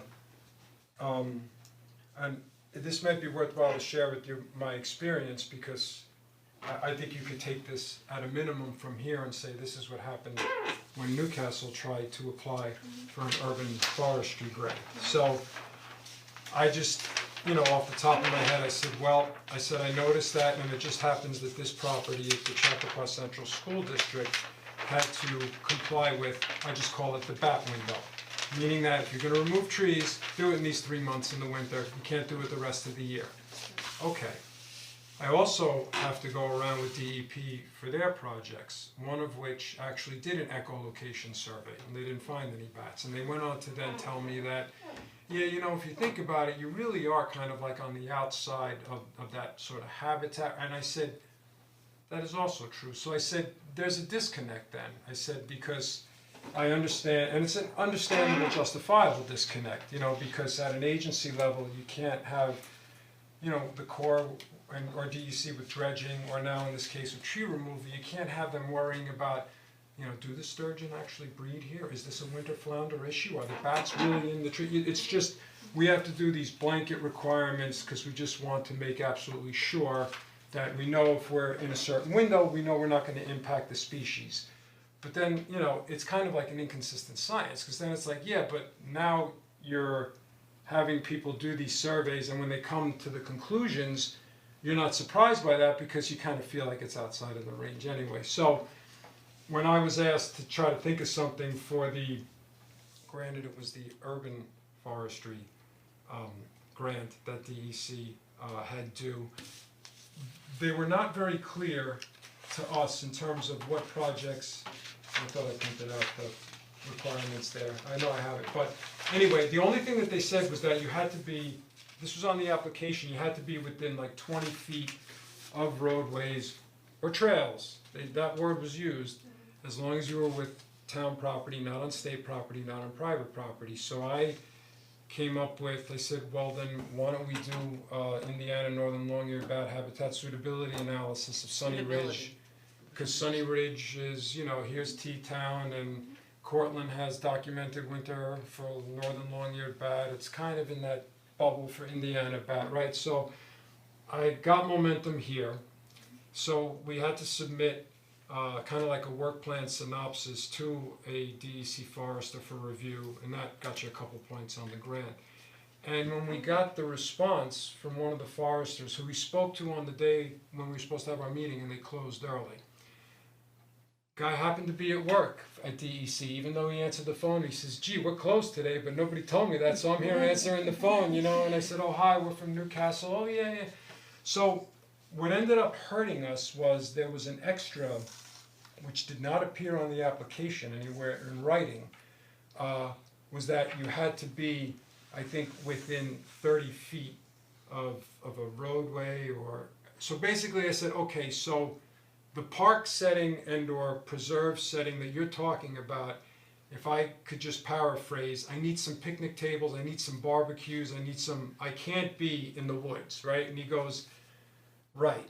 He said, but having said that, I think you got a good project here. I think, you know, and I said, well, we had to do it in my former life for a couple of projects to, you know, basically satisfy fish and wildlife. I said, so I have an idea as to, you know, how to do centroids and, you know, trees, whatever. So I was able to speak, he gave me two names. One was a biologist at DEC who I spoke to, and he asked me to send him the work plan, which I did, and he sent it into the DEC ether, saying, you know, maybe somebody else could find. And the other is a woman who I left a message with who hasn't gotten back to me, who is with the Hudson River Estuary Program, so I'm gonna probably call her again, I would say after the new year, 'cause So it potentially has life under another grant program? yeah, they sounded interested, you know, that, and I said, you know, I feel that the motivation for this is that, you know, let's be blunt, I know it, so I felt comfortable writing about it, talking about it, showing you data sheets, you know, speaking from it. But B, like the more I heard, I'm like, okay, the junk science thing is starting to tire me because it's like, you know, are we protecting, what's our motivation? And you know, when that starts to happen, I just feel like over time, it kind of degrades like authority and position and credibility. You know what I mean? It's just like, you know, like we're just doing this to do it because nobody's comfortable or we don't have the information. And so I said, here's an opportunity to at least, you know, and obviously the location of that preserve and its continuity to T-Town, so obviously there's like education and outreach opportunities, you know, I thought it had sort of like a way to blossom beyond just worrying about Sunny Ridge, how we look at other properties, so I haven't given up on that one. And I appreciate you coming in because you speaking has my mind going in other directions as well, so this is all good. This Portland property that we're working on with WQIP funding connects Sunny Ridge through this property to the Briarcliff Peekskill Trailway. Right, yeah, it's all very close in that, yeah, It's a exactly. 5-mile trail. Yeah, If we can finish it. Very cool. I mean, I do love the suitability argument, because you'll never have bats there if you chop everything away, if you're only reinforcing where they're already nesting. It's absence just of a very evidence is not innovative evidence of way, absence, correct, very that's the innovative phrase. way to look at land preservation. Because, you know, no one will ever nest there if it's gone. If the habitat is there and you're within the geographic range, the argument is that the potential exists for said organism, It's brilliant. or species I to think it's correct. brilliant. Because without it, then we'd have nothing, because people are like, oh, I didn't hear any birds, you know, and just start the bulldozers, you know what I mean, like you The can't, birds will never that look to doesn't live work, there you know, because, so, right. right, I just wanna quickly go back to something Victoria said, I'm gonna tweak what you said. Yeah, please, tweak anything. With but- respect to the school district property, so if you are successful in acquiring it, Westchester Land Trust could be the ultimate owner. We don't have to turn it over to another organization. I just can't promise you that we'll own it because we haven't run this by our own organization's board. But as we say, we have 30 nature preserves now that we own, about 790 acres. We're closing on another 100 acres tomorrow. Wow. So close to 1,000 acres of owned and managed preserves. We're a full-time organization, staff of 10, 3 of whom are stewardship staff. We're gonna have 3.5 people soon. you're gonna hit a ceremony when you get to 1,000, or have you gotten there already? No, not in preserve land. We had a Okay. ceremony when we hit our 200th conservation easement. That's great, no, We that's also good. 110 now, so we are your partner. We're here to work with you to help you think of different creative ways to tackle a challenge, and to try to get you where you determine you want to go. We are not about forcing anybody to do anything. The nice thing about what we do is it's all voluntary. People donate easements on their land. They get potentially a tax incentive for doing that. They donate land to us, or they sell it to us at fair market value. This is not about, you know, eminent domain. We don't, it's not what this is about, so, but we would love to continue to work with you. I can come back to my old stomping grounds. I've had a few calls, just a general conversation from residents about, I have wetlands, what could I do, you know, or I'm interested in, you know, and I discussed with them, I said, you know, there is an element of, you know, you could potentially, you know, make it, dedicate it, whatever proper verbiage is for, I said conservation easement, I said obviously be a tax break, but I said you have to understand, you've given up basically your right to develop that going forward as you would develop that, you know? That's right, Dennis. And that's usually where Well, Yeah, it's back on them, but that's the discussion, yeah. It's a great point. So my husband and I, when we left Chappaqua, we moved to Katona, and we were specifically searching to buy a property that was adjacent to protected open space so that we could walk the walk. We found 20 acres that was adjacent to a 650 acre nature preserve. We put a conservation easement on the property. It was a very complex property with a lot of structures on it already. And I will tell you, and Kristen's heard me tell this story before, in the 15 years that we've owned that property, we have never once felt the easement tied our hands in any way. Right. Every easement is written to be tailored to the goals of the landowner, but you're right, in order to qualify for a tax deduction, you have to meet Internal Revenue Code, and it's called Section 178, it's very clear. There are 4 qualified conservation purposes, only 4. Reduction of density, by the way, is not one of them. So if you have, if you have a half-acre lot in a 2-acre zone in Chappaqua, and it doesn't have a house, then we're at 2 acres in half-acre zoning, surrounded by houses, has no conservation value. So what we're looking to do is to have the landowner give up the rights that need to be given up to preserve the documented conservation values on that property.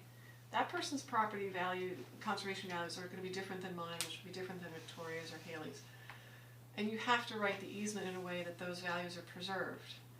Usually, you're right, Dennis, you're giving up development rights. That's typically what you're giving up, and I've used this example of a bundle of sticks before.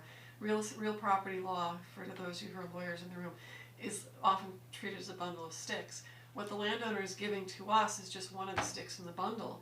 She keeps all the other sticks. She still owns the property, she can bequeath it, she can sell it, she can live on it, she can do whatever she wants within the code of the town, subject to the terms of the easement. And a typical easement, you'll give up significant development rights. You'll typically give up a subdivision right if you have a big property. And you'll give up rights that are probably stricter than the local wetlands code or local steep slope code would be. And in exchange for that, if it meets the Internal Revenue Code's minimum criteria, you are qualified to get a charitable contribution deduction on your tax return, which development rights in Westchester County are worth a lot of money. We're talking typically 6 figures. So that's a one-time charitable donation. It's no different than you donating a painting to the Met. But in addition, in New York State, you get a perpetual tax credit on your income taxes. I won't go into the math, but it's a little bit of an incentive. It's not a lot of money. It's intended to kind of ameliorate the bite for not getting a property tax reduction, because the assessors in Westchester County typically do not reduce your property tax assessment once you donate an easement. Interesting. It is Because you still own the land. No, you would think, Haley, because you've just proven to the Treasury that because you got a charitable deduction that I gave something away of value. The value of your property does go down after you donate an easement, but in the assessor's mind, because they're not assessing it for its development potential, they say the easement doesn't change that. Interesting. Which is an interesting way to look at it. Other towns and other counties do lower their property tax assessment, but in Westchester, we haven't found one assessor who does. So we just need to be clear with donors that you don't get that, but the state will give you, in lieu of that, a credit on your income tax return, up to $5,000 a year, forever, and it runs with the land to all future owners of the property, which is nice. You have a little bit of a marketing. Can I just ask, all the things that you just shared with us, that, just as a potential, that could be an interesting something to offer the town. Westchester Land Trust comes in and explains, how to do an easement on your property. Interesting, half-an-hour session. Right, and also too, I mean, unfortunately, this would tie to development in some way, but I know from my Corps of Engineers permitting experience, when they would sort of come up with that, like, mitigation type hierarchy, 1-to-1, 2-to-1, whatever.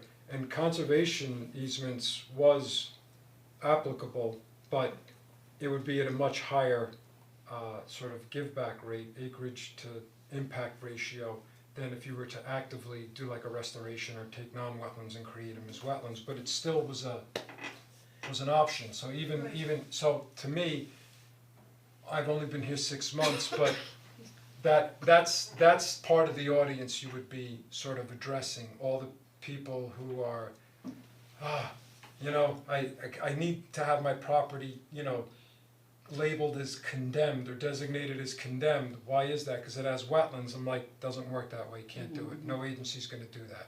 Right, it's so interesting that they see it as So condemned. there's a permitting process, apply for a Exactly. permit, you get denied, sorry, that's the end of it, or, because in their mind, though, it'll never happen. If you come in with this pie in the sky intergalactic mitigation plan that nobody's ever seen, you know, to fill your pond, maybe you will get a permit, you know what I mean? Honestly, I wouldn't bet on it, but that's sort of how those laws and that permitting process is structured, so point being, just because you have wetlands, and I think that goes to like what you're saying, that doesn't, you know, they're not looking to give a free pass to a bunch of people that, you know, just happen to be like, oh yeah, I tried, I failed, oh yeah, I can get a break for it, thanks, you know what I mean? It's like, you don't wanna One of start the that. audiences that we often give presentations to are planning boards, so that they understand how an conservation easement can be one of their toolkit. Conservation subdivisions are a tricky thing though, and different towns have different levels of willingness to apply them. I would just caution you, because you do see subdivisions come before you, and we've talked about this to some degree. A Swiss cheese approach to conservation to allow a developer to claim a certain number of acres of open space in his EIS is really problematic. And what do I mean by that? If you have, you know, I'm just making this up, this is a 50-acre property and it's 1 acre zoning. So a developer just is gonna build out conventional subdivision, 50 homes. But in order to get the approvals and potentially get a density bonus, can I get 60 homes if I have some open space here, throughout here, and I allow the homeowners association to manage that open space? Oh, and all those little pockmarks of open space add up to 20 acres, so I'm conserving 40% of the land. Isn't this great? That's not a true conservation subdivision, and little pockmarks of open space have virtually zero value. So a true conservation subdivision would cluster the development in a corner of the property, preferably the corner that is the least environmentally sensitive, and declare all of this as a conservation set aside in favor not of a homeowners association, but in favor of the town, or in favor of a conservation organization whose existence is primarily to serve this role of monitoring and legally enforcing those protections. So most towns that we've worked with say they don't want that responsibility because they don't have the staff to monitor. Westchester Land Trust monitors all of our easements at least once a year, and we do legally defend them. We've litigated twice, only twice in 30 years. We are not like, let's jump to litigation. We try to resolve all violations amicably, and we resolved every single one except for 2 without going to litigation, and we've won in both instances. But be very wary of the what I call fake conservation subdivisions, which you will see all the time, because a developer doesn't really wanna do this. It's a spreadsheet method, you It's a just look at the spreadsheet, numbers, exactly. right, yeah, Exactly right. Is that something that the ERB might be interested in? In other words, for the Westchester Land, you're just sparking my thought process around who would benefit from hearing what you just shared with us. Would the ERB benefit, the Environmental Review Board? I would say, yeah, 2 permitting agencies that regulate wetlands and, yeah. To hear I that, think because it- people come to them yes. all the time with proposals around subdivisions and Right. I think, I don't know, you know, how the planning board works in terms of, you know, conservation requirements, but it would be, I think, great if you know, maybe there was some kind of lecture, or not lecture, but informational Is Bob session. Kirkwood still on the planning board? He Yes. still chairs. He's still chairing it, so he chaired it when I was on the open space committee. Okay. Yeah, I found some Wow. old minutes, and I saw he was the chair, I'm like 1990 whatever, I'm like, oh my god, that's the same chair, okay. I think there were So I believe interim people. Brandywine happened under his watch, so Brandywine was a good example in that regard, that the house, he was able to conserve, or get conserved, he didn't do it. He was able to influence the conservation of a contiguous 42, 45 acre parcel of land, which was the most sensitive, the steep slopes and the wetlands. We'll figure out what happened to the deed on that, but, so Bob is very familiar with these tools, but we would be happy to sit with whomever. Not even, also the comprehensive, what is going on now with the next phase of the comprehensive plan. Maybe that's another area where, you know, you always have different zones that can be implemented, floating zones, but I'm not so sure how much, I haven't really looked at the plan, but if that's addressed, but I think it's really important, especially now, Good timing. because going forward, obviously with what's happening to the environment, I mean, I think it's like, almost like public health and safety at this point, I mean, it's gonna get to that at some point. Right, air So quality maybe, needs. I don't know who we would speak to about that, but, Okay. you know, it'd be helpful to have you talk about it. We'd be delighted to. That would be great, thank you. Thank you, it's so wonderful to hear all the ways Yeah, that you thank you could for your be patience. supportive, you know, It's very, resource very for helpful. us. I overstayed my welcome. Oh, no. No. This is great. No. And this is so beautiful, thank you for creating, I mean, it's so like chock full of information. You're very welcome. So thank you for that, and thank you for all your wisdom and all your accessibility, I mean, I can't tell you how accessible Lori and her colleagues have been, whenever Haley and I have a question. Dennis, to you too, call me if Thanks, you Amy. want to talk Okay. about anything. Thank you. Thank you. Appreciate that. Yeah. And can I just do it very quick, can I just very quickly around the table, and if they Thanks so wanna say much. word, just so you know who's around this wonderful table with us. Great. So Melanie is the chair, co-chair of the Chappaqua Garden Club. And she's doing huge work around bringing native plants and all of that focus and habitat. So I don't know if you wanna say anything, but wonderful. I'm good, yeah, no, you know, we work, we're all, you know, working together in different ways, so, yeah. And very active in pollinator pathways. Thanks. And Sue Meany is a recent addition to, well, I guess you're both recent additions to the Conservation Board. Same day. Sue's also on the steering committee of pollinator pathways, as Melanie is, and on the leadership team of Healthy Yards, and very involved in all of these efforts. So, yeah, this is Sue Meany. Karen, we just said, is our chair. She's an environmental lawyer Intrepid chair. also. Yes. Do you ever do anything with Riverkeeper? So Paul Gallet was our former executive director. Yes. Yes, so Paul and I are good friends. Yes. Yes. But Riverkeeper is a bit of a different animal. Yeah. So Westchester Land Trust is not an advocacy organization. We don't advocate for or against an active application before a planning board, and there's a reason for that. Because we need to work inside the tent with all stakeholders, including developers, we're not gonna take a side. We will work, and we're working beautifully now in another municipality, as the liaison between the municipality and the developer to arrive at a conclusion or a solution to the town's environmental needs, and that's the role that we play, so it's a little bit of a different. Yeah, because Riverkeeper definitely would, Yeah, years ago, oppose the development of the former GM plant right. on Right. the Hudson River. And were you ever involved with working with, I mean, eventually something was developed, but it took forever.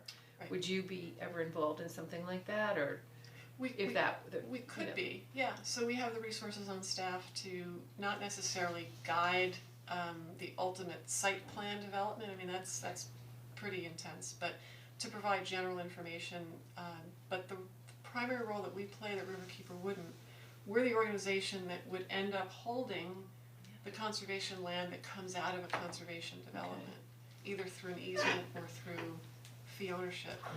Because it's been demonstrated, this HOA model of ownership doesn't work for conserved lands. We met recently in yet again another municipality, it was 175 acres of open space that was owned by the HOA, it was a multifamily townhouse community. They had no idea. They came to us and said, we think we own this property, but we have no idea what we're supposed to do with it. And it was a beautiful, still is, beautiful 175 acres of forest, pristine forest. Wow. So HOAs typically don't want that obligation, they don't have the expertise to manage it, and land trusts or other conservation organizations who will hold land are in a much better position to own, manage, advise. Thank you, and this is Lucille Rossi. Lucille, nice to meet you. The Greeley Garden, native plant garden, was her baby, her brainchild, and she worked with Missy to create it, it's unbelievable, and she does amazing work, very involved in pollinator pathways. Sit and study it. Yeah. Think, Biophilia, decompress. right, biophilia. And there's no Biophilia, to work. yeah. You eat the plants, so they grow so beautifully. It's beautiful, and she's really an expert Can you also on imagine if you're invasives, so she's really interested, our impetus to work on invasives and the pollinator pathways, I hope I'm not missing anything. I mean, And thank you for all your Just such a wonderful group of engagement and people. passion. and of course, Dennis didn't even say he was a wetlands I don't consultant either. in the past, so he has a lot of I mean, I'm sure I Tomorrow's my haven't said. 6-month anniversary here, so I mean, it's been, Never seen yeah, that. it went fast, but yeah. It's a great group. Thank you all. Drive safe for tomorrow or just stay home? Yeah, hopefully. we're all botanically connected, that's just how I think of it. It's the legal and voters of Victoire. Oh, I That's what know. I'm talking about, Mario Martinez. And you know exactly I where asked you're him, going. it's delay, for sure. Yeah, it's what was the. Thank you so much. Yes, thank you. That's what she wants. No, I can imagine she will. 5 a.m. 5 a.m. That's the stuff And that then, I'm not, and then he'll say, you know, she'll say, I'll call you back by 8 if knowledge there's another and change. Great. grant High and school buses go administrative like and whatever, like, yeah, I would, I think we need that. I could do the NRI, but I don't know what you're gonna do with it, so there you go. We'll see where he winds up. great. That's true. exciting, but He's still recovering from his shoulder surgery, so. Oh, no. I mean, that's possible, but football money, whenever something is And tough, we, I and mean, to a lot. he had a knee injury the mitigation first week cannot be of done. months, and then he Right. went back. So and instead then of doing a actually mitigation was like project, one would it surgery. be possible to ask for a donation for something like acquiring open space? Like they do with the tree bank is more of a monetary thing, to protect trees, but yeah, we don't have a mitigation bank in town, I know what you're saying, that concept, yeah, Could they, yeah. could it be attractive, well, maybe it wouldn't be That's attractive, just coming it could almost be a charitable deduction for the developer. But I don't know Maybe. if it's really going about it. I don't know. It's almost like compensation, I'm sorry? I have to leave soon. Oh, okay. 8:30. So then why don't you prioritize what you feel on this, like I said, I knew this would happen. Yeah, no, It's it's fine that it's we would- actually, we it's would pick fine. up stuff in January. It's fine, we can Yeah. do, I just That urge was people great. to, very interesting. Just, you know, in the effort to just sort of keep us on track and like actually have stuff that we could talk about, that we accomplished and stuff. So I tried to put together that goals and Right. objective thing. So just everybody look at it, you know, and we need to think about what we wanna do, even if we just do 1 or 2 things. Like, you know, maybe it's too much to have 20 things, you know, and it's hard, we're all like, we're volunteers, I mean, Right. you have other things on your plate too. But if we can focus on what those things are and do those, and then everything's modular, like we'll have a success and then we can build and build and build. Right. You know, I don't know. Well, so I just wanted to back up for a second. So there was a little bit, just as Steve was leaving, and then we had Sabrina and Kellen for a while at the EK. Happy 6 months. Thank you. Not running for the door yet, we consider that to be a good thing. So we are part of the town, right, with theirs, that the whole sinking was of our goals written into the town plan, right? So that's done. Is that correct? I know No, the comprehensive plan Yeah, what is is done, happening? right, I think what you mean is those things like number 15 and number 18 and whatever those things were. Right. Those were the town's comprehensive plan. Right. So we went through those, or Steve had gone through those and pulled and identified the ones that relate to the things that we, Right, so our activities are actually synced with Synced, basically that's a good way to look at it. what is the we need to town, be consistent with, yeah, that's Right, exactly, yes. yeah. and so of those things, so like for example, harmony with nature. Right. Goal 15 is protect and maintain the town's environmentally sensitive areas and natural resources. That was from the goal. Right. And then then we thought of some tasks, I guess, Exactly, we to fleshed do it out. under that. And then, right, so like the checklist for other boards was one thing that we thought of, right? Right. So Right. what are the critical components of conservation that we wanted to include in all the zoning and property reviews? Include things such as buffer zone screening, tree selection. So, for example, when, like ERB and the ZRB or whatever they are, you know, talk about a property or something going on, they always say like, oh, here's the 5 things that conservation wants us to look at. Is there, I don't know what those are, but like, is there a buffer, is there a this, is there a that, wetlands, you know, Right. habitat, you know. Native plants or Right, Contiguous to a property. Contiguous. right, Where right, would they right, go? those are things. Right. But how would they know about habitat necessarily if we don't have something to give them? Yeah, that would be we should have that probably my checklist that we responsibility. share. in We have a, terms of- at At least from the GIS database level, you'd be able to see what the adjacent properties are, I mean, and Okay. you know, without doing like a. I think I know what full your question is, like, inspection. it's hard for us to say it has valuable habitat if we don't know what the Right, habitats are. and- But I just threw that as an example. No, too. no, but that's a good, I mean, but it's a good point because it's something that we're concerned about, but I'm just wondering. I think if anything is big, it probably has habitat. you know, if But it's, the habitat of what? That's what I mean. Yeah. You know, Well, how at do you least for them find to that out ask without that another question, expensive is this a habitat? study? Right, that they have to ask the question too, is it a habitat or a potential Right. habitat, you know, those questions. In other words, can we give them 5 or 6 questions that they need to ask? Right, I For mean, any yeah, cause like, proposal. I think that contiguous word, you know, that works with, right, forest, it works with waterways, it works with groundwater, it works with, you know, so there's Yeah, I like obviously a her, number like, of categories. receptors Yeah. that have that word that It's a where whole new way to where look at it's things, important, as no, opposed I to just mean, your property. right, because if you, right, I mean, you have something that flows through your property, that's the greatest example, right, I'm just dropping it in the water, well, now it's gone, no, it's not gone, it's on the next person's or the next individual, Right. you know, but property, I'm not yeah. saying we have to solve all these things right now and Sure. stuff, but No, I we understand. made the lists. We thought that we had things sort of identified, you know, now the question is, well, you know, what do we do, did we do enough, do we wanna do different ones, do we wanna do more? And, you know, and I tried to like document where I had, but I don't, No, but you're so good, That's because great. there's actually an NRI update on here. So, update, so there was Right, something it is pre-existing. connected with the open space review, we Right. were gonna do Yeah, that. Steve, yeah, cause he, Steve did respond to an email from Victoria, and he has 2 folders in there where they I was did trying to get the history Yeah. of come up with like a whether we have a prioritized list, you know. and that was sort of our little banter before, because, you know, one of the keys I would imagine, at least from Steve's response, was in trying to develop like, you know, what is a top 10 property, whatever.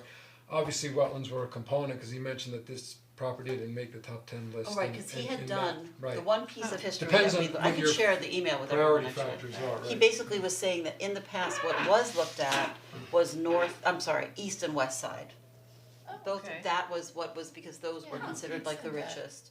And so this property, the 21 acres, never made it because it wasn't geographically anywhere that they were looking at. And one of the priority areas they were looking at was, one of the priority categories was wetlands. So that, whatever previously was looked at, those were 2 of the, you know, those geographics on the wetlands Well, aspect. can I ask something that is just perhaps very ignorant? It seems to me that in Newcastle, almost everything is a wetland. So is there some value when you have a very, I think Chappaqua loosely was translated, place of muddy waters? Rushing So waters. if you have a predominantly wet town, which will undoubtedly be getting wetter, but so does that place more value on more of an upland That's forest? what Dennis was saying. Oh, I'm sorry, am Yeah, I I missing think something? so. No, Is you're, that what you saying were meaning it doesn't that- have its, right, it doesn't have that like regulatory protection, so. But that helps that. And it it's is on a prime ridge, property. I would is say, elevated, as that's with, that's you know, right, it's fascinating. like, Yeah. what was that movie, Waterworld, you know what I mean? It's like, right, find a piece of land, that's what becomes valuable, why? Cause the world's underwater Right, what's supposedly, the but highest? you're correct, it's like what, you know, it's, Interesting. that question has to be asked, whether you're doing, you know, an evaluation of existing resources, or someone wants to come in and say, we wanna restore this land, we wanna, okay.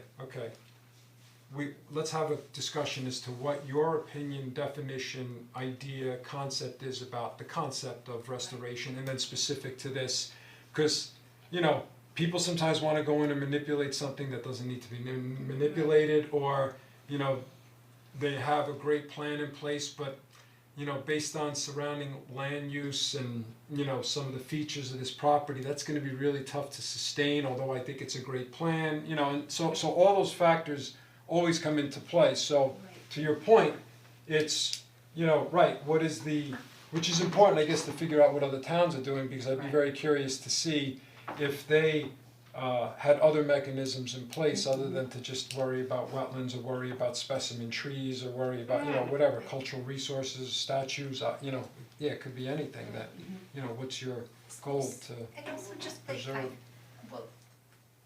so what you're looking for in an upland would be very different than what you would be looking for within a wetland area. So perhaps that increases or gives us a narrower range of what to be looking for that sets that piece of property apart from others. I'm presuming it was farmland, and then the neighborhood was developed sometime in probably the 50s or the 60s. And then, so the history of the land. Well, this is interesting, and I wanna be careful about saying this because it's a very preliminary. Someone alerted me to the fact that other part, somewhere nearby, is very historically important Native American remnants of stone walls and stone structures very close to this land. And has asked me, do we know if that's on this land? The Antiquities, New England Antiquities Society evaluated that in a nearby property. So I don't want to, I haven't said that anywhere. That was I the know this is on CCSD? video, yeah. Okay. So I don't know, we would have to have someone come in. Right. We did see stone walls, but we don't know if those were farming Right. stone walls or Native American. So I'm not putting that anywhere publicly, and I know we're on video, but this is something very Wasn't there- prospective, but that would make it a very unique. Native American area, I mean, isn't Yeah. that why it's called Chappaqua, the land, I think, of rushing waters? I thought it meant the sound of the wind blowing through the trees, isn't that funny? And there's so many interesting interpretations Yeah. of, Well, so yes, to your point though. It's not minimum 5 bedrooms and 2 acres? Exactly. have you spoken to the town historian with that, who might, primarily talking about more William, of what's the his name? Gray Gray. Williams? Yeah, he's very knowledgeable. Yeah. And so focuses a lot on the history of the town, but I think his history goes even further back, or he could certainly connect you with people who would be very knowledgeable about that. That's a great idea, great idea. And that's interesting. Yeah, but to your point, that's true, I mean, historical significance, what might be there, you know, how do you be as thoughtful as possible about what the different variables might be to look for? Right. Yeah. And he goes back to probably knowing the history of that, of the farm, you know what I mean, like, you know, passing through, not just our memory, but, you know, he's written the books on it and, you know, he's just. That's a great idea. It's all I up in his head. definitely He's such a We should resource. get him all over Gray the place. Williams, Well, he's still involved, cause he's been involved for, is he still? a long time, he's still the Yeah, head he's of still the around. town historian. Oh, yes, oh, yeah, Yeah, Marian's I emailed husband. him like a month ago, he responded. Yeah. Wants He's still something. very involved. So next steps, what do you think? Well, right, as far as to tie into kind of what you Well, started. don't you think we should, so I was, Yeah, what I and you want me to had tie specific goals to it? One, yeah, this basketball court, as you could see, has happened. We need to come up with a mitigation plan, and I think you guys should have input into that. That's definitely one. Two, Something what that- is- oh, what but is I going have on one with question Sure, about please that. do. So, was there something that Steve had worked on, because that was another one of the, kind of the transition type of things, that Right. we talked about the stream. I found a permit that Steve had issued. Well, thankfully,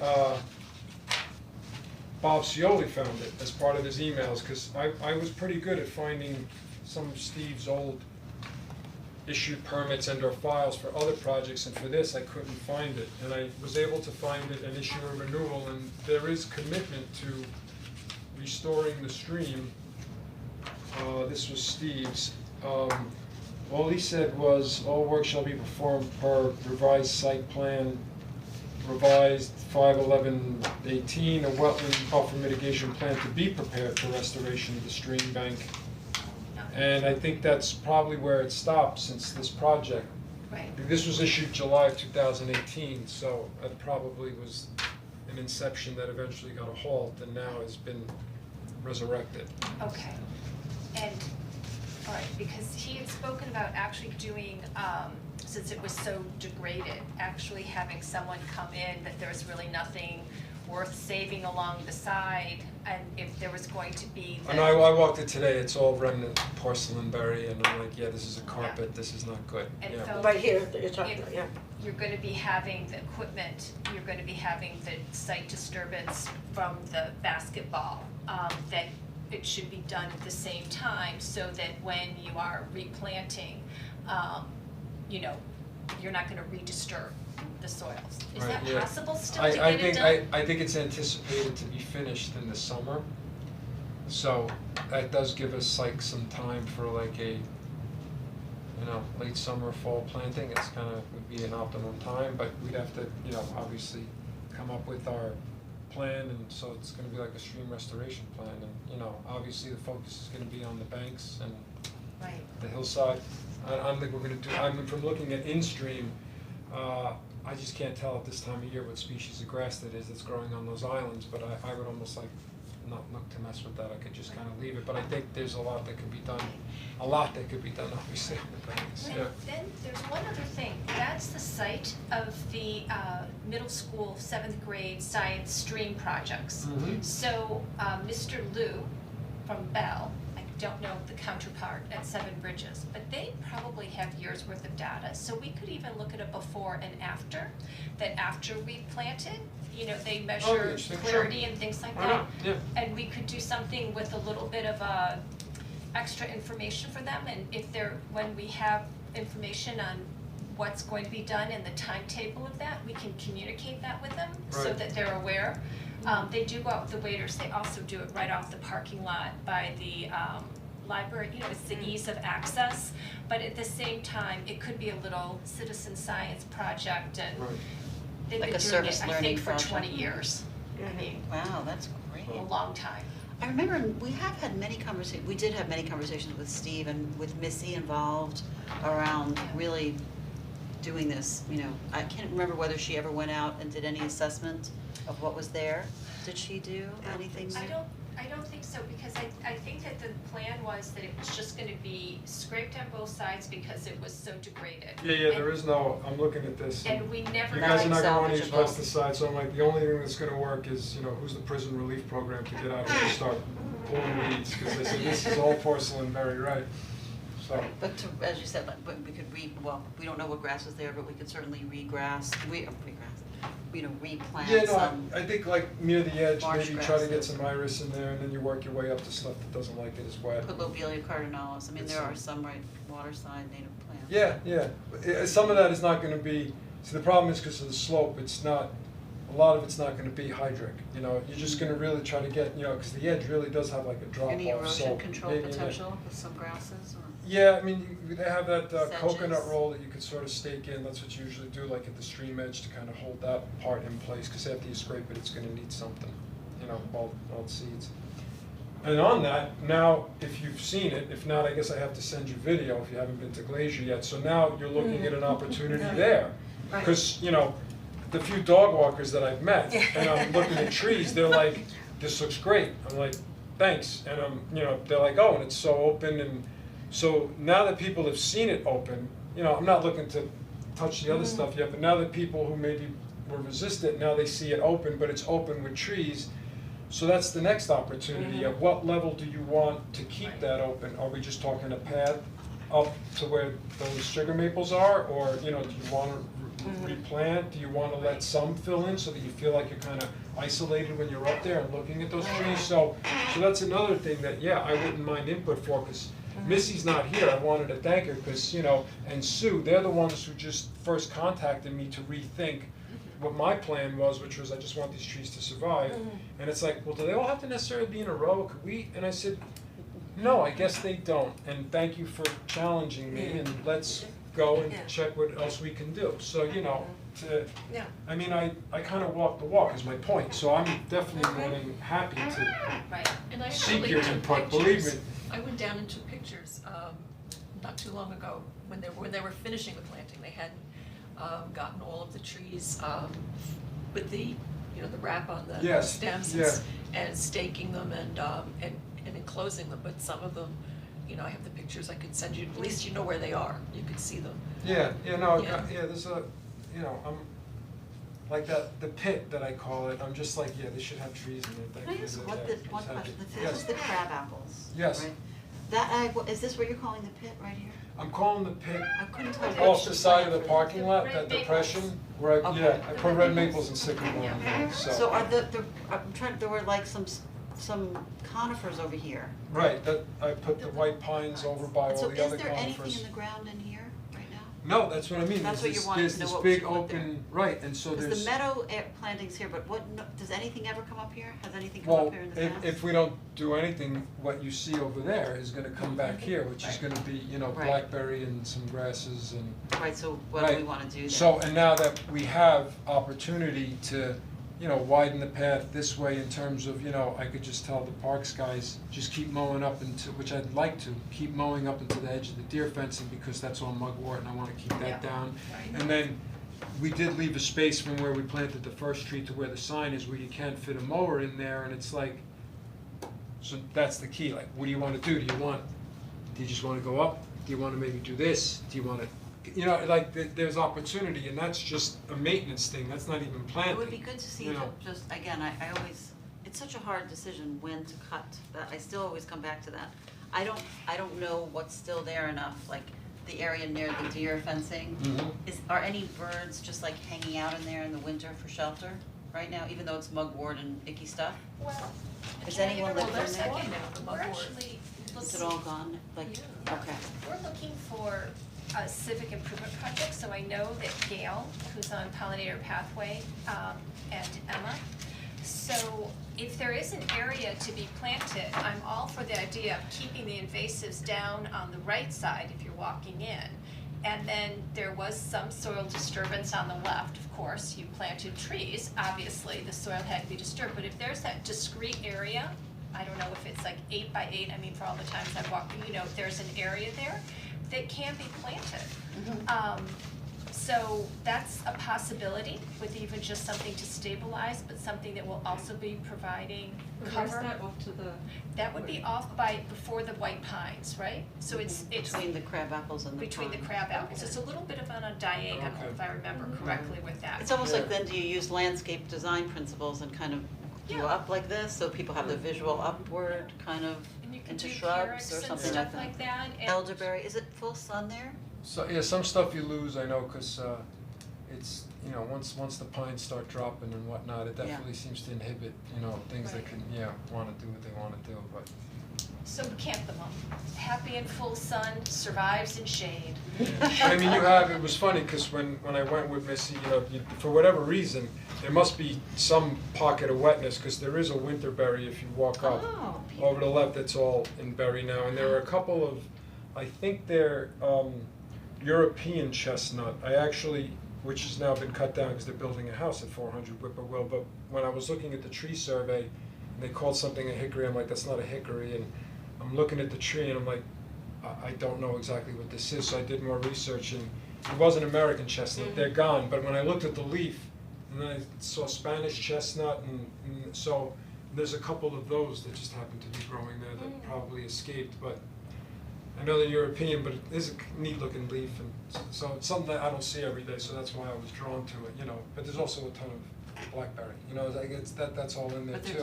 we could definitely do elderberry, more winterberry, kind of more just look at the heights that they get, and even if Yeah, it's no, all like that's Burnham in what here. I'm saying, like now, that area's been kind of returned to a blank slate, courtesy of the mower and courtesy of the fact that we planted, so to your point, this is not some, and I appreciate that you did this, and I'm glad, because I'm not in nebulous amorphous world, I'm in, you wanna comment, I could use you here, and I could use you here, and I could use you here, so that's the way my head is working, it's very direct. Good. So if that makes you feel better, that's absolutely there, Oh I yes, swear, and it's I not just swear. me, I mean, I Yeah. don't want it to be, it's not for No, me, no, I no, want and us to be that's- able to yeah. like, To document, we need Right. to be able to and also to say like, here's all the things that we worked on and, Right. accomplishments. Right, and again, I never look at things, I'm not very good at,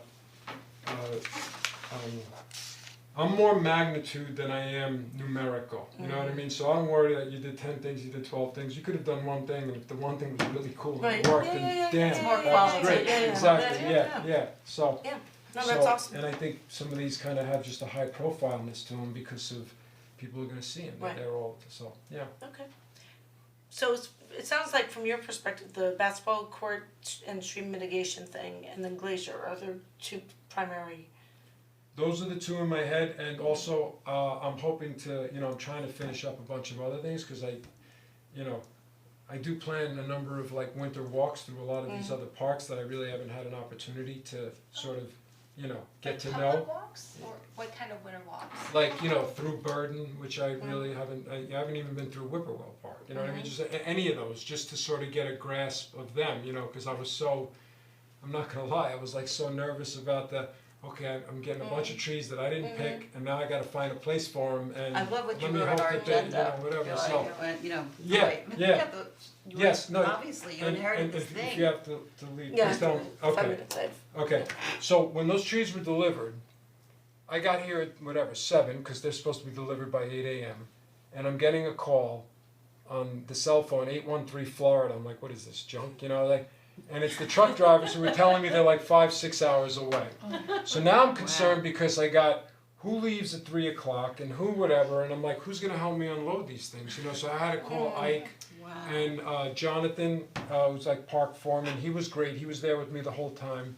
And when his park guys had to leave at 2:30, a couple DPW guys were willing to accept the overtime, and they were the ones who had to use the front end loader to actually, you know, because the truck driver just delivers.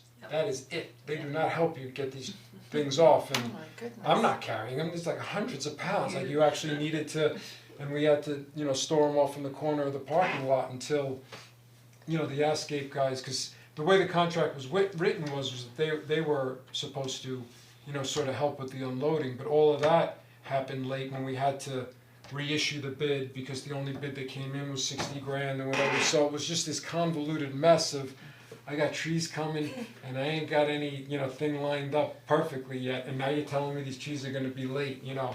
And then of course when this truck shows up and it's taking up a lane of Whippoorwill and you got people not happy going back and forth, and I'm like calling the cops, no, we can't send anybody there, so we're throwing out cones and doing our own traffic direction, and I'm trying to, yeah, I swear. And that's what was funny, because afterwards Sabrina was like, oh yeah, when you have things like that, you know, you probably should've, it would've been great if you could've taken some pictures and them coming off the truck, and I'm saying to myself, there was no photo opportunities. I wanted to make sure people were not hit by cars, the trees were not falling off the truck, I didn't expect it to go that way, but they're in and I'm happy, and so that worked out. So this is like our opportunity You can for always that call next us in phase. crisis, you know.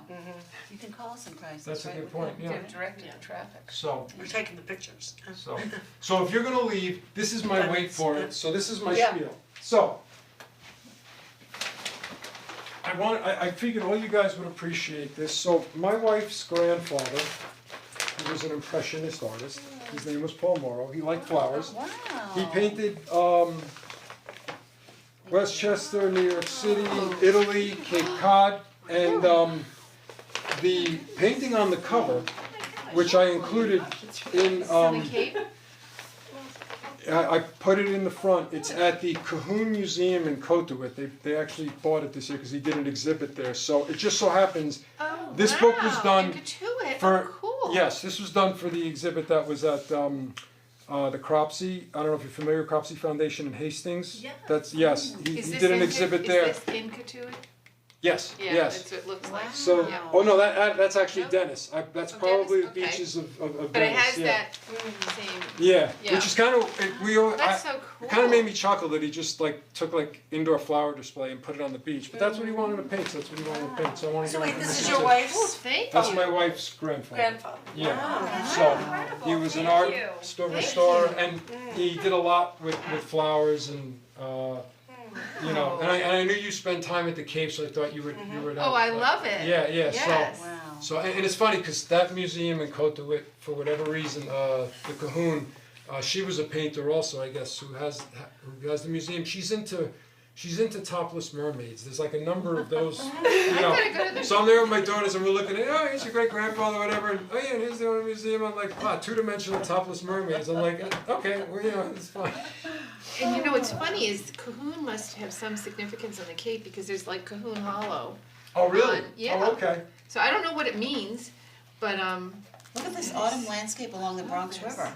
Yeah, no, these are all like from the 20s, you know, 30s, yeah, no. There's even pictures from Peekskill here. the new Yes, breakwater yeah, in he lived in Peekskill, yes, this is for the a new while, breakwater yeah. in Dennis. Wow. Yes, Before it was yeah, developed like yeah, that. all that stuff. They have a. So it's neat, yeah, so I figured, 1935. in fact, Peekskill Library took his paintings for a while too, they did like an exhibition there, cause there wasn't, I think He has a most of the lot of Peekskill stuff. paintings. Oh, he has the Hyannisport boat pier. Yeah. And it looks the same almost, except it doesn't have that gazebo-y thing. I think it's amazing that, you know, like, That's that was the joke, because it was like, he was more of an art restorer, cause that's how he made his money, cause it's like, you know, and he liked to paint, it's like, you know, yeah, it's the starving artist thing, how you Where's raise his kids. cottage? That's So- got one of those. So neat.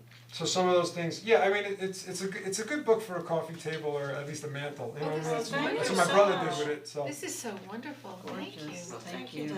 He has Really Boston very thoughtful Harbor. to share with us. Yeah, no, I thought you guys would like, I mean, he was he was an impressionist painter, so I mean, it's a style some people may I have not, to say, you know, he's a little obviously Van it's not. Gogh-ish, a Yeah, little Van yeah, Gogh-ish. so I mean, people may not he like is. that, but yeah, I figured at least, I know he was into flowers, so I was like, I thought at least it was appropriate, Thank so. you so much. Oh, you're very welcome, no, Hey, it's this great. one here, Yep. the neighbors, Really the wonderful. neighbors It's all good. laundry in Peekskill. Yes. It's from your collection, Paula and Dennis Carella. Yeah, I think that it's in the house somewhere, that's funny. You know, it's funny, when we went to Norman Rockwell's, I told my family this, my wife's family this, when we went to Norman Rockwell's museum, we purchased, or I purchased like a pair of socks with one of Norman Rockwell's paintings, I said, that's the painting you gotta put on a pair of socks. I says, the laundry hanging painting, that's the one you gotta, and start selling your socks.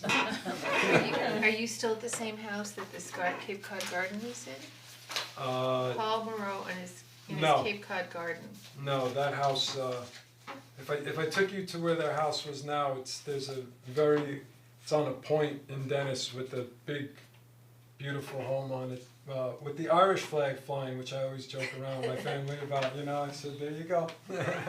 They improved it, you know, they had a shack when they were there at that time, so. That's So fascinating. beautiful. Oh my God, So- the hat factory in Peekskill, my grandmother worked there. Really? And she came See? over, she came from Ireland and then they lived in Brooklyn and then moved to Peekskill. And Okay. her husband died, so she used to take the 4 kids to work with her. And you know, when they were off from school, she would Right. take them there, and then she worked other times like cleaning up businesses at night. And she would always take the kids with her because she didn't have Oh, anybody that's to. funny.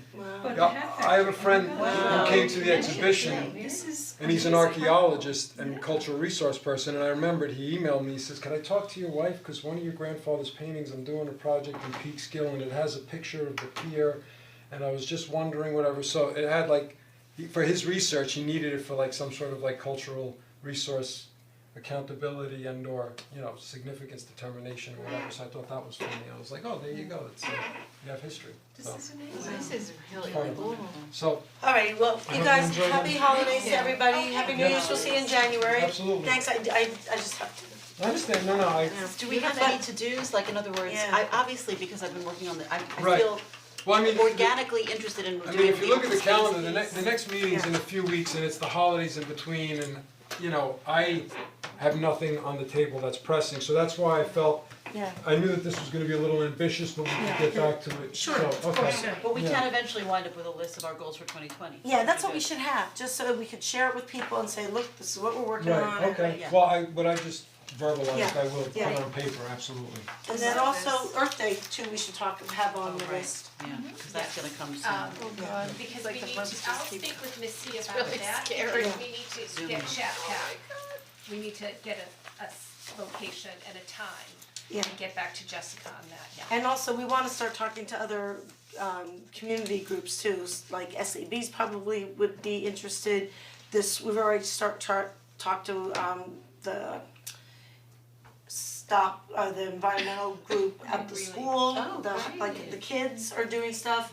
I'm also on the EPIC committee and we've got a young man who wants to do a Free the Tree project. Right. Like is that cutting, about? cutting vines. Oh, Great. that's a So, cute idea. cute Free idea. the tree. Free the trees, right? Very So, cute. you know, you pick a group, one and hack away at the vines and. And actually, the Healthy Yards group just meant to start doing strategic planning, and the invasives piece is coming, like, we're thinking about doing, bringing in a speaker and also similarly co-sponsoring with everybody, before the spring, to identify invasives Yeah. and maybe to line it up with a spring cleaning, like to see if we could get an environmental component of spring cleaning. So anyway, Right. just to So say, because there's it's a lot probably of totally groups. in line with what you're thinking. Right. So what we were thinking of doing for Earth Days is making like a calendar.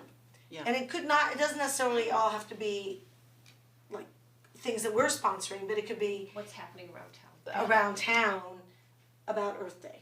So whether Yeah. it's the school group doing a Free the Tree, or the EPIC group doing a hike, or SAB or whoever. SAB doing a recycling day or something, like try to get all these different groups doing something for Earth Month. We can advertise whatever. all at once, which Right. is giving people a pull down menu of what to choose. This is what's happening in your town, because the Discover Chappaqua website launched, and I have to say what they've really done is emphasize the natural beauty and the open areas in Newcastle.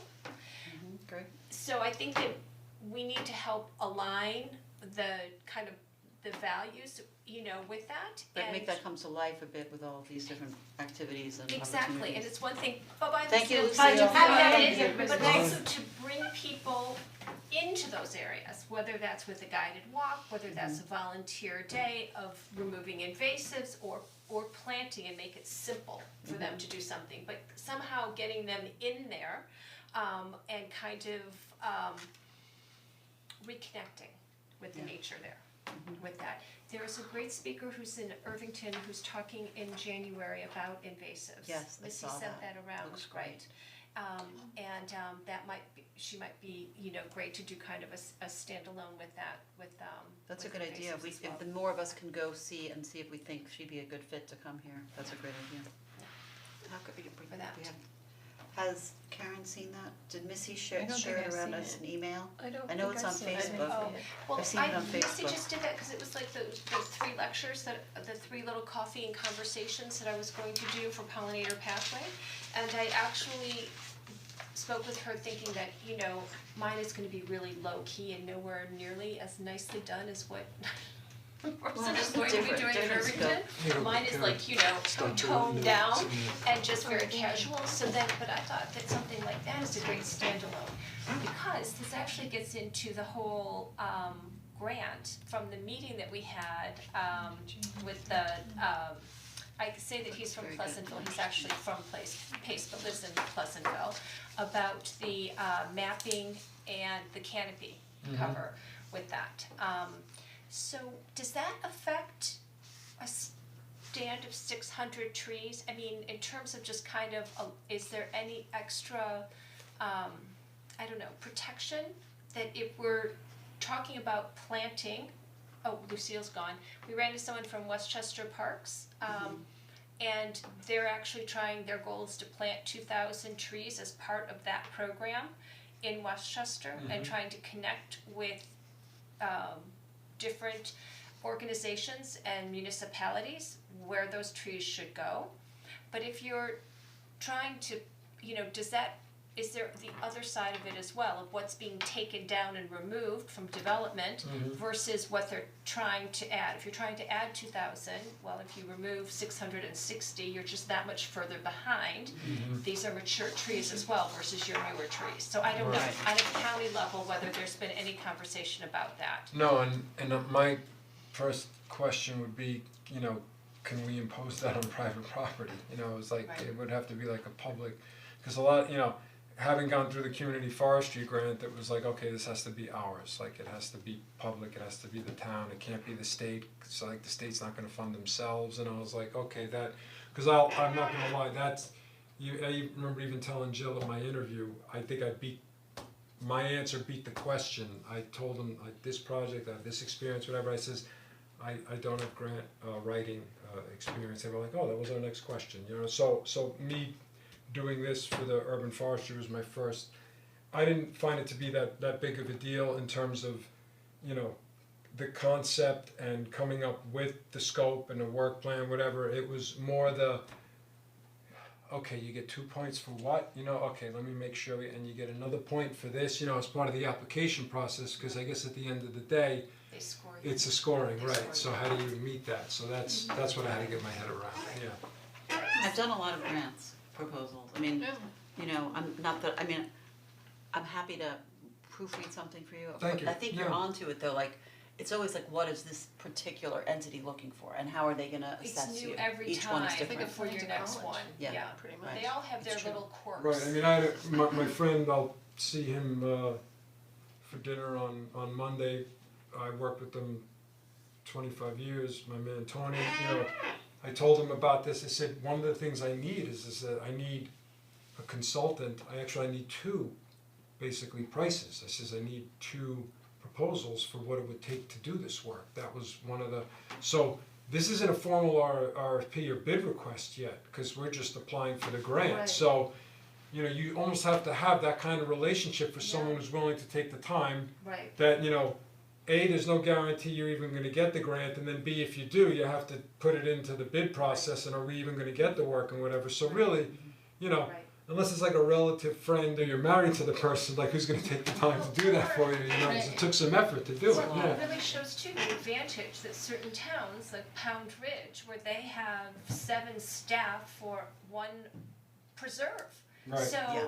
they have in-house you know what I mean, they have a system in place. Like dedicated resources and yeah, they really. Yeah, and then they get more funding so that they can keep 7 positions. I know I'm obsessing, but can I just tell you, I'm not over it yet. As soon as she said that, I thought, you've just got to be kidding me. Yeah, it's a That's lot. more than they have at Westchester Land Trust, for goodness sakes.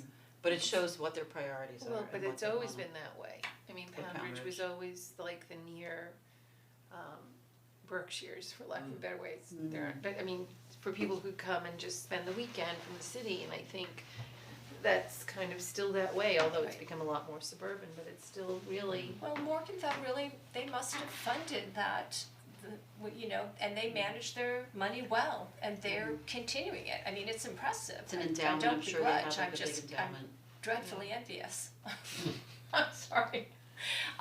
But so, you know, I mean, we're going to get the job done, but you're absolutely right. They have literally in-house someone who can do that. And if not, they have the funds that they can allocate, knowing that they have a very good chance of getting the grant money. And they have the relationships with all these grant entities too, that's a big piece, you know, who do you know, and you know, Continuing. how do you, then they become aware of you, it becomes a mutual Yeah, well, I mean- awareness kind and I of think thing. Bedford's very similar. Yeah, I mean, we just learned, you know, sort of, I'll call it the hard way, it was like, we don't apply for something that applied last year. And my natural question was, well then why didn't that language and number make it to this year's grant application? And the person I was speaking to, he's like, it should have.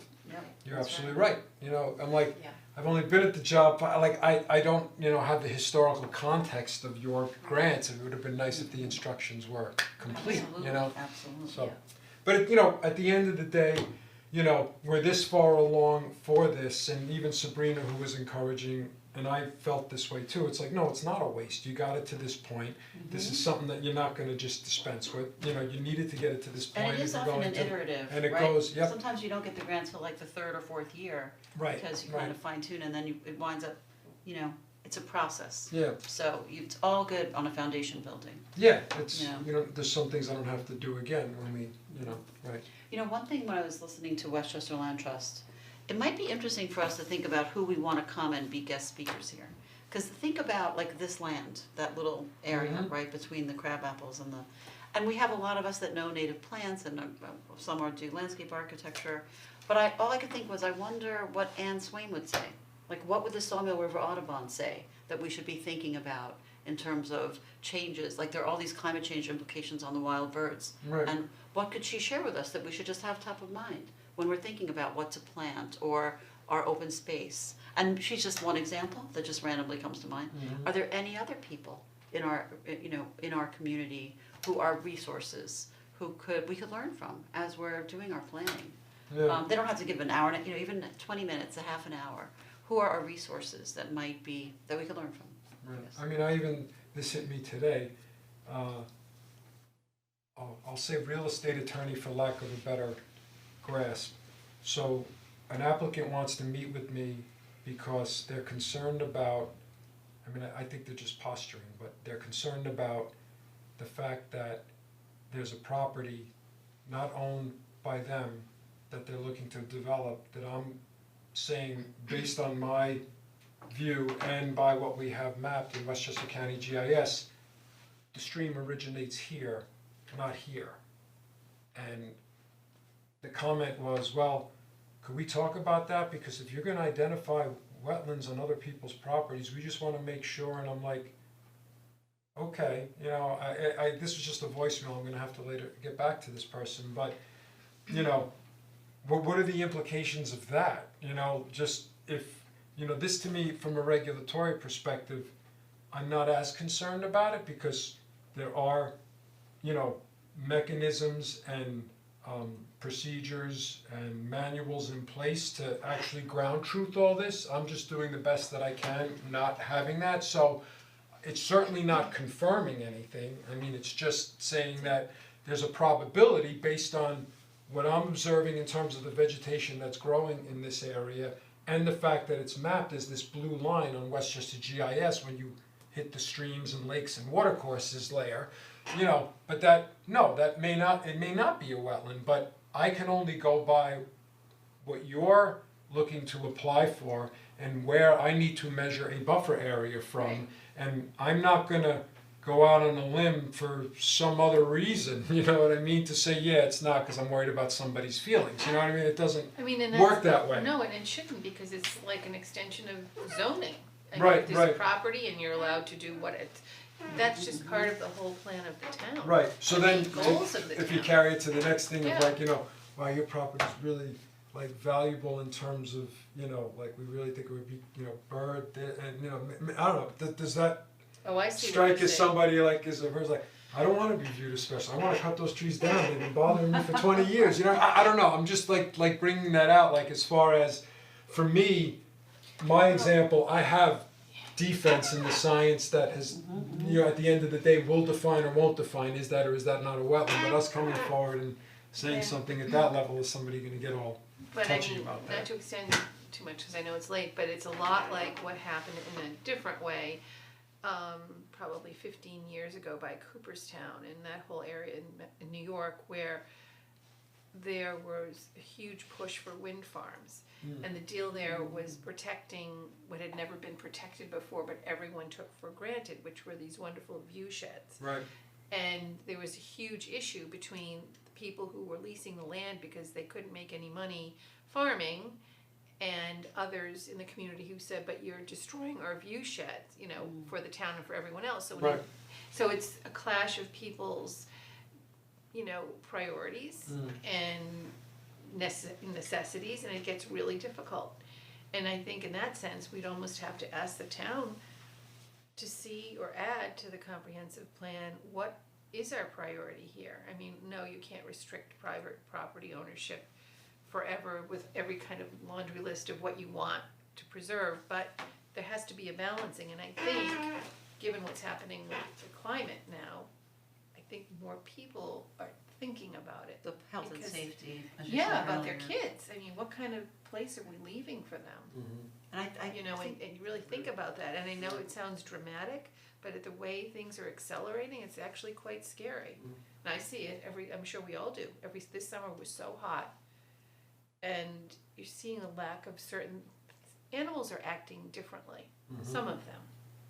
Yeah, they just said And- that the birds, the migratory patterns, they actually have that they are changing their patterns of migration, and the birth weight and the body weight is lower, meaning that they're not getting as much food, which of course does not bode well for. Right, and the insects are, No. right, there are no insects, the huge decline, that's what birds Well, eat, people think they eat berries and they do. Well, part of but that, most of them eat unfortunately, is people insects. are afraid of, you know, what insects can carry, so everyone's killing them Right. in certain And then there are areas. generalist chemicals that kill everything, Yeah, not just the and target. so it's so hard, again, So we it's a have a- battle of, you know, encephalitis or I mean, right. it's hard. Yeah. I don't know what the answer is, And but I mean, just to pick up on what both of you, when I was making the suggestion about Anne and that, you know, I was thinking in terms of the public spaces.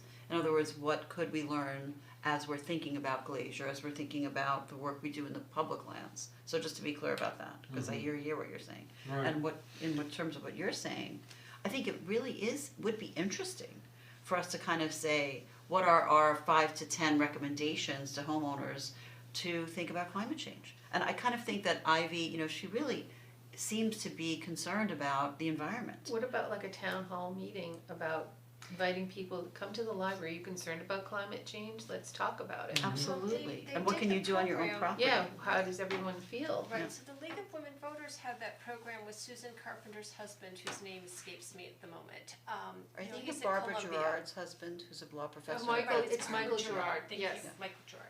And so they had 3 speakers on that, When was but this was probably about 3 years ago.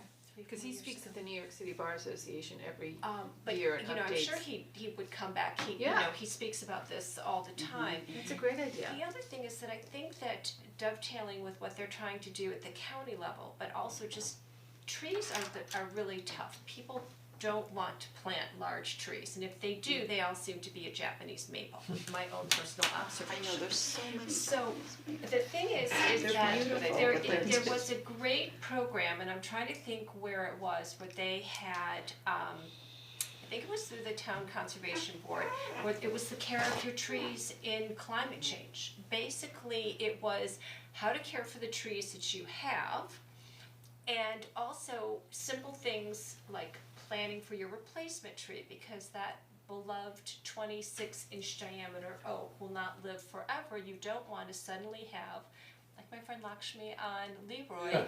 losing her tree, and she just Right. can't bear it. She's so upset. Right, right. And because there's nothing else nearby, she has a buffer planting. Did you Yeah. notice that on the Yeah, side no, between sure. her and her neighbor Yeah, Catherine? yeah. So she has a buffer planting, but this is a beautiful specimen tree in the middle of her lawn.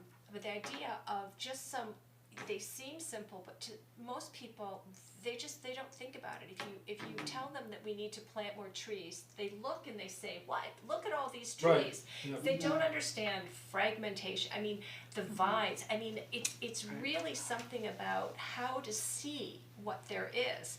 And so having a program on the trees, and I even think that we should dovetail that with offering them, because the one thing that Bedford 2020 has done so many amazing things with their program.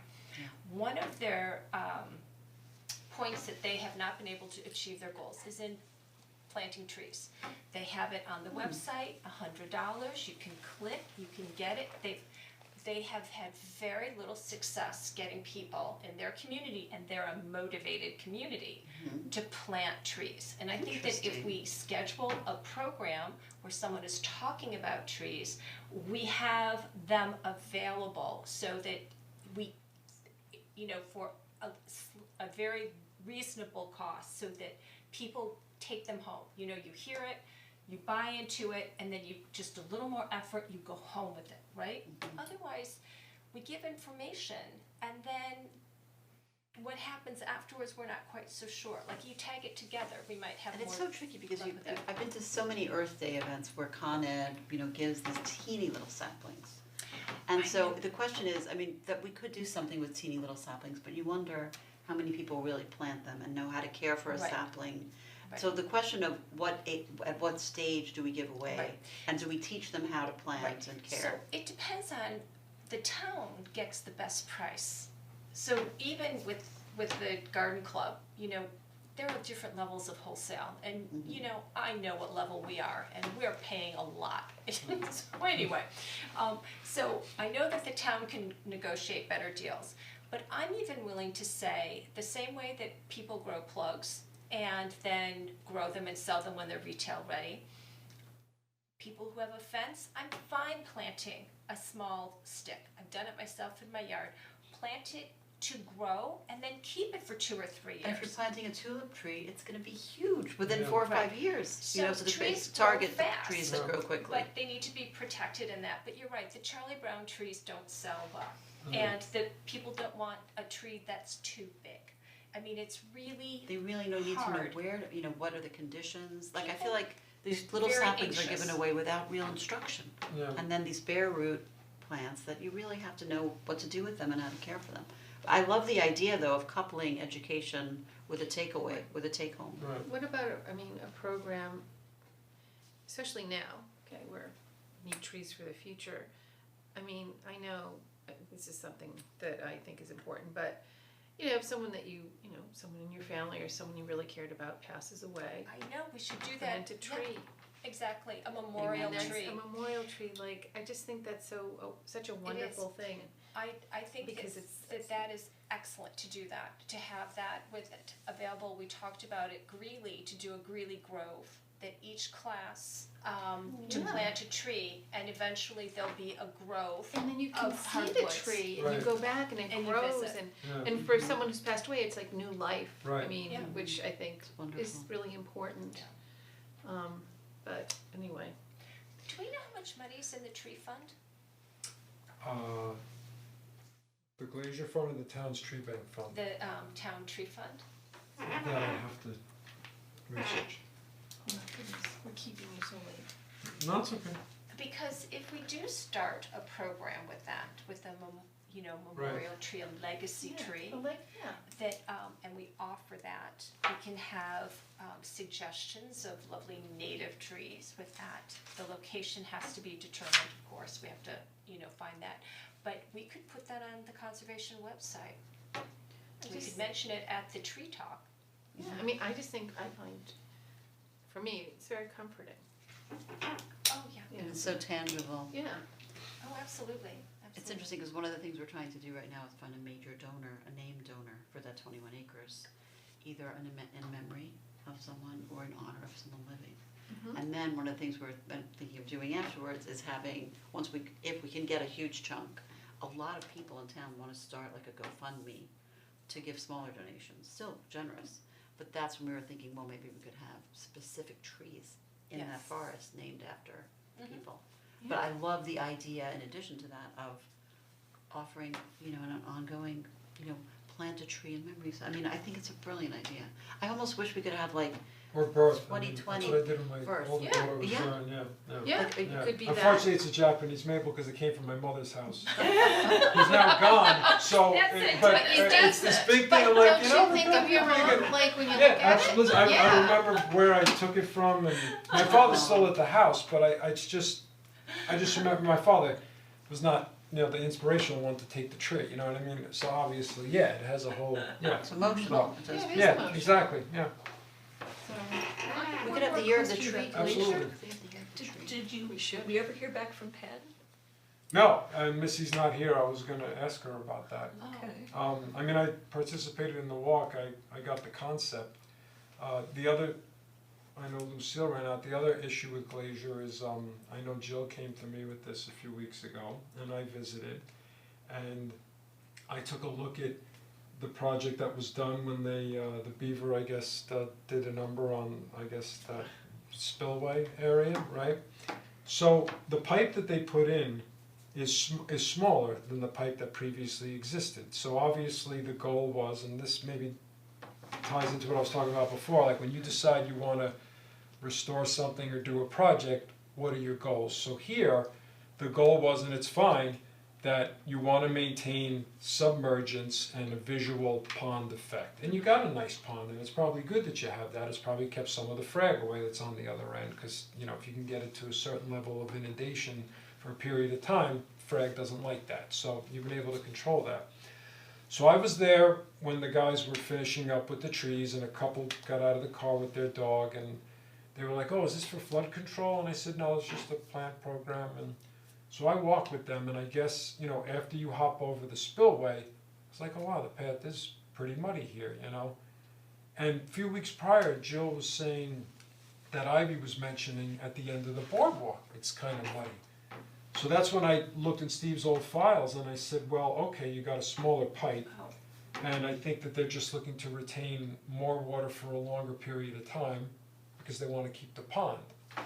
But, wetland, non-wetland lines vary, they're not property lines, and so one of the things that's gonna make them vary is obviously a change in hydrology. So I think that those areas now are wetter, potentially, Yeah. because that project was done 6-7 years ago, it's a smaller pipe, they said, is the pipe even working? And I was able to look, cause there's obviously surface flow, and I looked, I says, no, the pipe, there is water coming out of the pipe, but it's only 12 inches, I think the former one was 24, and it has a catch basin thing, so that's designed to do what it's going to do and flow out at the rate that it's gonna flow out. And then if you get more water than that, yeah, it's gonna seek its own course and look to go however it's gonna go, and that's fine, I'm not worried about that. But moving forward, I'm like, that's another thing I would put on the agenda, is that, do we just throw gravel in these spots? Do we not? Do we accept the fact that, well, this is a nature preserve and it's gonna be wet in this area and you have to tolerate it? We've already kind of accommodated a boardwalk, and I did speak with Rob as a comptroller. I said, anything that we did, this money would come from that fund, correct? And he said, correct. So then there comes a cost element. I could tell you right now, it's cheaper to put down, some item stone as a continuation of, the boardwalk, which somebody has already done, or maybe we did in the past, there's a little bit at the end of the boardwalk before you start going into the woods. It would be cheaper to continue that versus go get more boardwalk and put it there, and it's just for, whatever, this final 10-foot It's an interesting stretch. philosophical you know, question though. But people don't wanna be muddy or they're afraid of slipping and there's issue, that's fine, cause basically after that, it's most likely gonna end, cause now you got the benefit of going up slope. Going the other way where it's open on that berm, that whole berm could be wet 10 years from now, I don't know. Right, are we fighting against the progression that it's headed? Yeah, or it's just gonna be gravel and then it'll be wet gravel, cause you're not, It's an interesting question. right, cause this isn't like the Bronx Zoo Do we developing a have to make a walkway, this is a decision nature about that preserve. right now, in other words? No, is it- but That would- that's that's another a item really that would be important thing. part of that discussion. Couldn't you do a walkway like you do in areas with dunes? Is that possible? Some kind of elevated how you have something to protect dunes, some beaches, Like or is the that just too much? No, I mean, if but you'd have to bring in more fill, obviously, to raise that and plant it, so it would take, there'd be a design element and then a planting element and then the hopeful survival element, so, anything could be done, it's just a question of, that would have more cost associated with it, Yeah. just off the top of my head, than, hey, we got a couple bags of gravel, we're done, Right, and then just sort of the environment. Couple kids will walk by and skip stones, you're not gonna be able to prevent that, it's, there's positive, negative. And short term, all that long stuff. term, like what, what's the progression looking Right. like? It's interesting, cause it's just that one area, there are some of the Sawmill River Audubon properties that are all in elevated, so Pine Cliff Sanctuary is all an elevated walkway, because you're literally walking on top of what used to been be a there? town dump, but is Oh, really? Oh. I didn't know that was a town dump. Huh? It's town Which dump. one? Oh, no, I was thinking Croton. At the end of Pine Yeah. Cliff? No, okay, You would really Oh, enjoy yeah, it, it's there's a lot of wetlands and it's just And elevated. the residents Okay. were deeply opposed to having the nature preserve there. Believe it or what, they wanted a dump, I mean, I came to the neighborhood after it was there, and to me, that was the reason that we loved that neighborhood. But yeah, the history of the dump, and yes, you could see the little shine of some of the oil coming to the surface when it was really wet, yeah, that's not a good That's memory. kind of connected to actually where the conifer property is. If it's downstream, because that's where Humboldt Oil or Yeah. whatever it was called Oh, was, okay. and that property, and that's not too far away. Yeah, That's a good point, yeah. but actually, it was a dump. Yeah, no, I mean, I'm thinking, Yeah. it's weird, there was the dump and then there was the oil Did they and the thing. decontaminate before they built the It was sanctuary? before I came there, and I like to think so, but I'm not sure. Oh, we'd hope so. Can I just ask, are there tangible, in other words, I'm just thinking if we're coming back and doing more planning in January, is there anything, like anything with the basketball court that we need to be doing right now? Is there anything that you feel like between now and January, we should be proactively doing with you? if you have ideas and or concepts that you wanna propose in terms of stream restoration, and I think that would be a good discussion, and I could, based on my experience, say that's a possibility. That's gonna be difficult because that wouldn't work in this area, I don't know, anything, yeah, I mean, I'm open. How close is it coming to,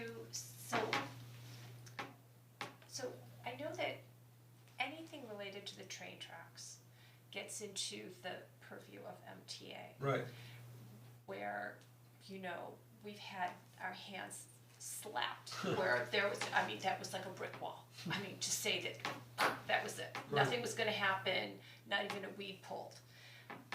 So, where the court is going to be sited, is there any plan along the perimeter, the back perimeter, that is by the, there's a path to the parking lot, right, and there is a wooded area, it's pretty degraded in terms of the invasives on that backside. right, And then you have the stream coming through, Right. that we hope to be able to clean. The proposal is just for the court itself, is it for any of the surrounding area? I think, again, I'm only going off of this How close is drawing, that? they kinda cut it off and, and this is where the disconnect is, cause yeah, it's a good idea, I guess you should come around.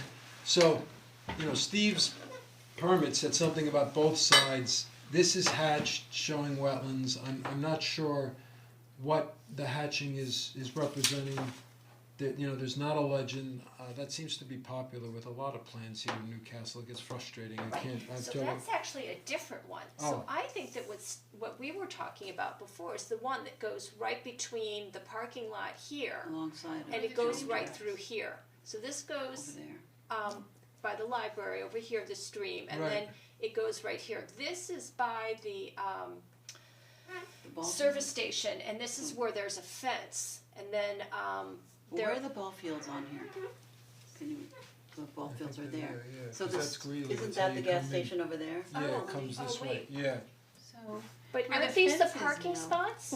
Well, I think those will be, These are the town these hall. are existing, yeah. Like where Are are you, we, are you where talking we right about now? the, Isn't that where the so fence where is here? right now? if We're in you, here, right? yeah, the Where's train, this? This train is it. station's But kind where's of the over here. fence, where that fence is now? Off here. No, Well, if this is the stream then, but Right, But the street right keeps outside of the coming parking along lot town here, hall where the this parking way. lot This is cut off. extends here, doesn't it, and across to the library? Doesn't yeah, the stream go across? underneath there, well, yeah.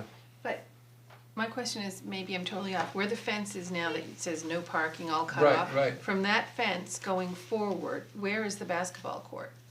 Right there? Right here, yeah, and So is it and- like right where the fence is, Brett? Yeah, and they built a temporary, they put it in, I guess about, where is the town hall building, I'm losing it, but there is Yeah. a temporary There's a temporary this parking town lot. hall? asphalt that Yeah. they put in, yeah. Right, And so And- our parking spots behind town hall, if this town hall, the steps down here, and Yeah, they're so that is so the it's stream. like, yeah, so it's like right not so that's too gonna far away also from where be, that cause fence that's is. temporary, so that would also be restored.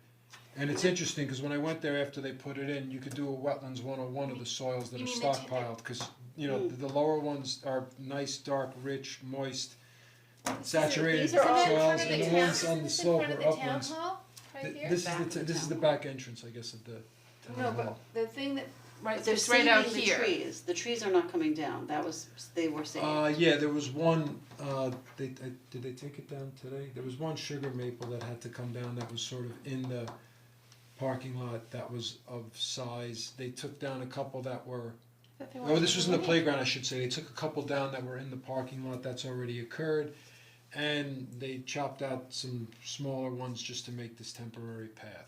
But, you know, that's part of the replanting, so. But because there's huge bird habitat and all in there, but. so Yeah, they no, kept none most of the it. other trees are Okay. coming down, it came down to, like, I think I issued a tree permit for 4 or 5 trees, you know, So Dennis, and 2 of them were in the parking lot, so actually. there's been an approved bid for the actual construction. Yeah. And does that include anything of either the area around it to replant or to, like if there's disturbed soil, that it's the developer's responsibility to plant something so that Maybe, but- invasives don't move in? I think the problem is that I think a lot of this is just gonna be hardscape, so, Oh. at the end of the day, Oh, cause their yeah. parking lot's still over on Yeah. this side and on Yeah. that Where's the side, so it's only playground? this side, it's right here. The playground is there, okay. What is Yeah, they're going gonna on put out the new one here? Wait, there's a new With this playground? parking lot, what is that? That's temporary right now, yeah. Are we So- gonna be able to save the tamarack trees? There was an effort to save a couple of tamarack trees right in front, right? From, I see a tree that's across the still way, there. or by the church, you mean, or? Right here, right, over there. This is the back lot, right?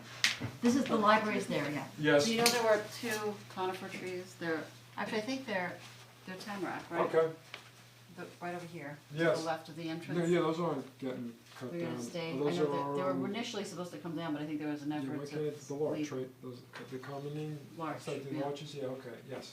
Staying. No, those are not, yeah, those were not proposed to come down. They've already taken, with the exception of the one, it was like a not such great shape sugar maple, with the exception of that one to, you know, basically accommodate the new playground, that's it for the trees, so, no, that area is not. But it's 'cause still rich with trees. Yeah, no, I had a conversation with Mr. Rosenblum after, you know, Oh, good. this got Yeah, thrown please. into my lap, like, you know, this was another, I'm being recorded, right? This was another like 24 hours, oh, you know, we're having a meeting on the park, I go, what parking, what are you talking about? You know, so I had to play catch up on that. Yeah. And so I knew that there was a wetlands permit issued, and so I spoke to John about it, and, Yeah, because it went he- before the ERB. yep, and he said, you know, that as long as the plan is not substantially changed and that, we're going with the orientation, we're not taking the trees, we're not this, we're not that. It went through a bunch of iterations to that, get you to know, this point, we so. would not have the need to review it again because it's the same,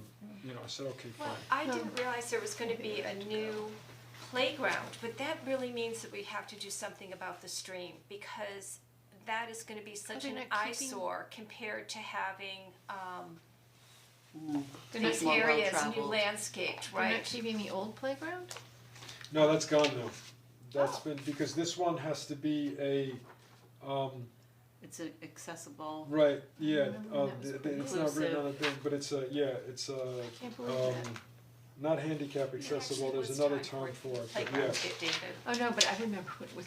Oh, I know, I remember, it was That's a scary. great playground, but, So, you know. I think, Oh my goodness. and it was approved a while ago, like my understanding was like the town board that approved this was a while ago, Yeah. like when all this got approved, this isn't like recent, so. We should work on those cedar trees. Oh, yeah, that. Yeah, no, I wrote it down, That's really we will important. talk about that, And I that's will fine. start Keep that reaching out to screening. other towns about the how they've done, I'll start that process with the guidance of Westchester Land Trust to see what else is out there that we could start looking at, other towns' approaches. Right, right. But should I do anything with looking for, I don't know, I almost feel like there needs to be a project plan of how to even start approaching the NRI question. I think Um, start you looking at these think? grand things. I could draft a skeletal something, Yeah, let me think about that, cause I just can cause I'm maybe just. I'm living in that space every day, I mean, Right, it's- right. whatever you want me to do about it, Right, you know. but I mean, she obviously provided like a great guideline, like a community that, like Yonkers is probably not, worried about, protecting surface water resources for drinking water, the Hillview Reservoir is built up, so something like that wouldn't play out, but another community would be like, that's our driver, we don't Right, care like about she was bat saying habitat, this is Bedford- our driver. Bedford, which other towns did she, well, I can ask her which town she thinks. Yeah. And then I can bring them back to all of us. I mean, even if I just get one, I mean, anything Yeah. that helps to sort of like, kickstart Starts- that, yeah, I starts the think that's process, helpful, yeah. yeah. Well, okay, good. Have a wonderful holiday. You too. Yes. Well, good, Thank you so thank you. much.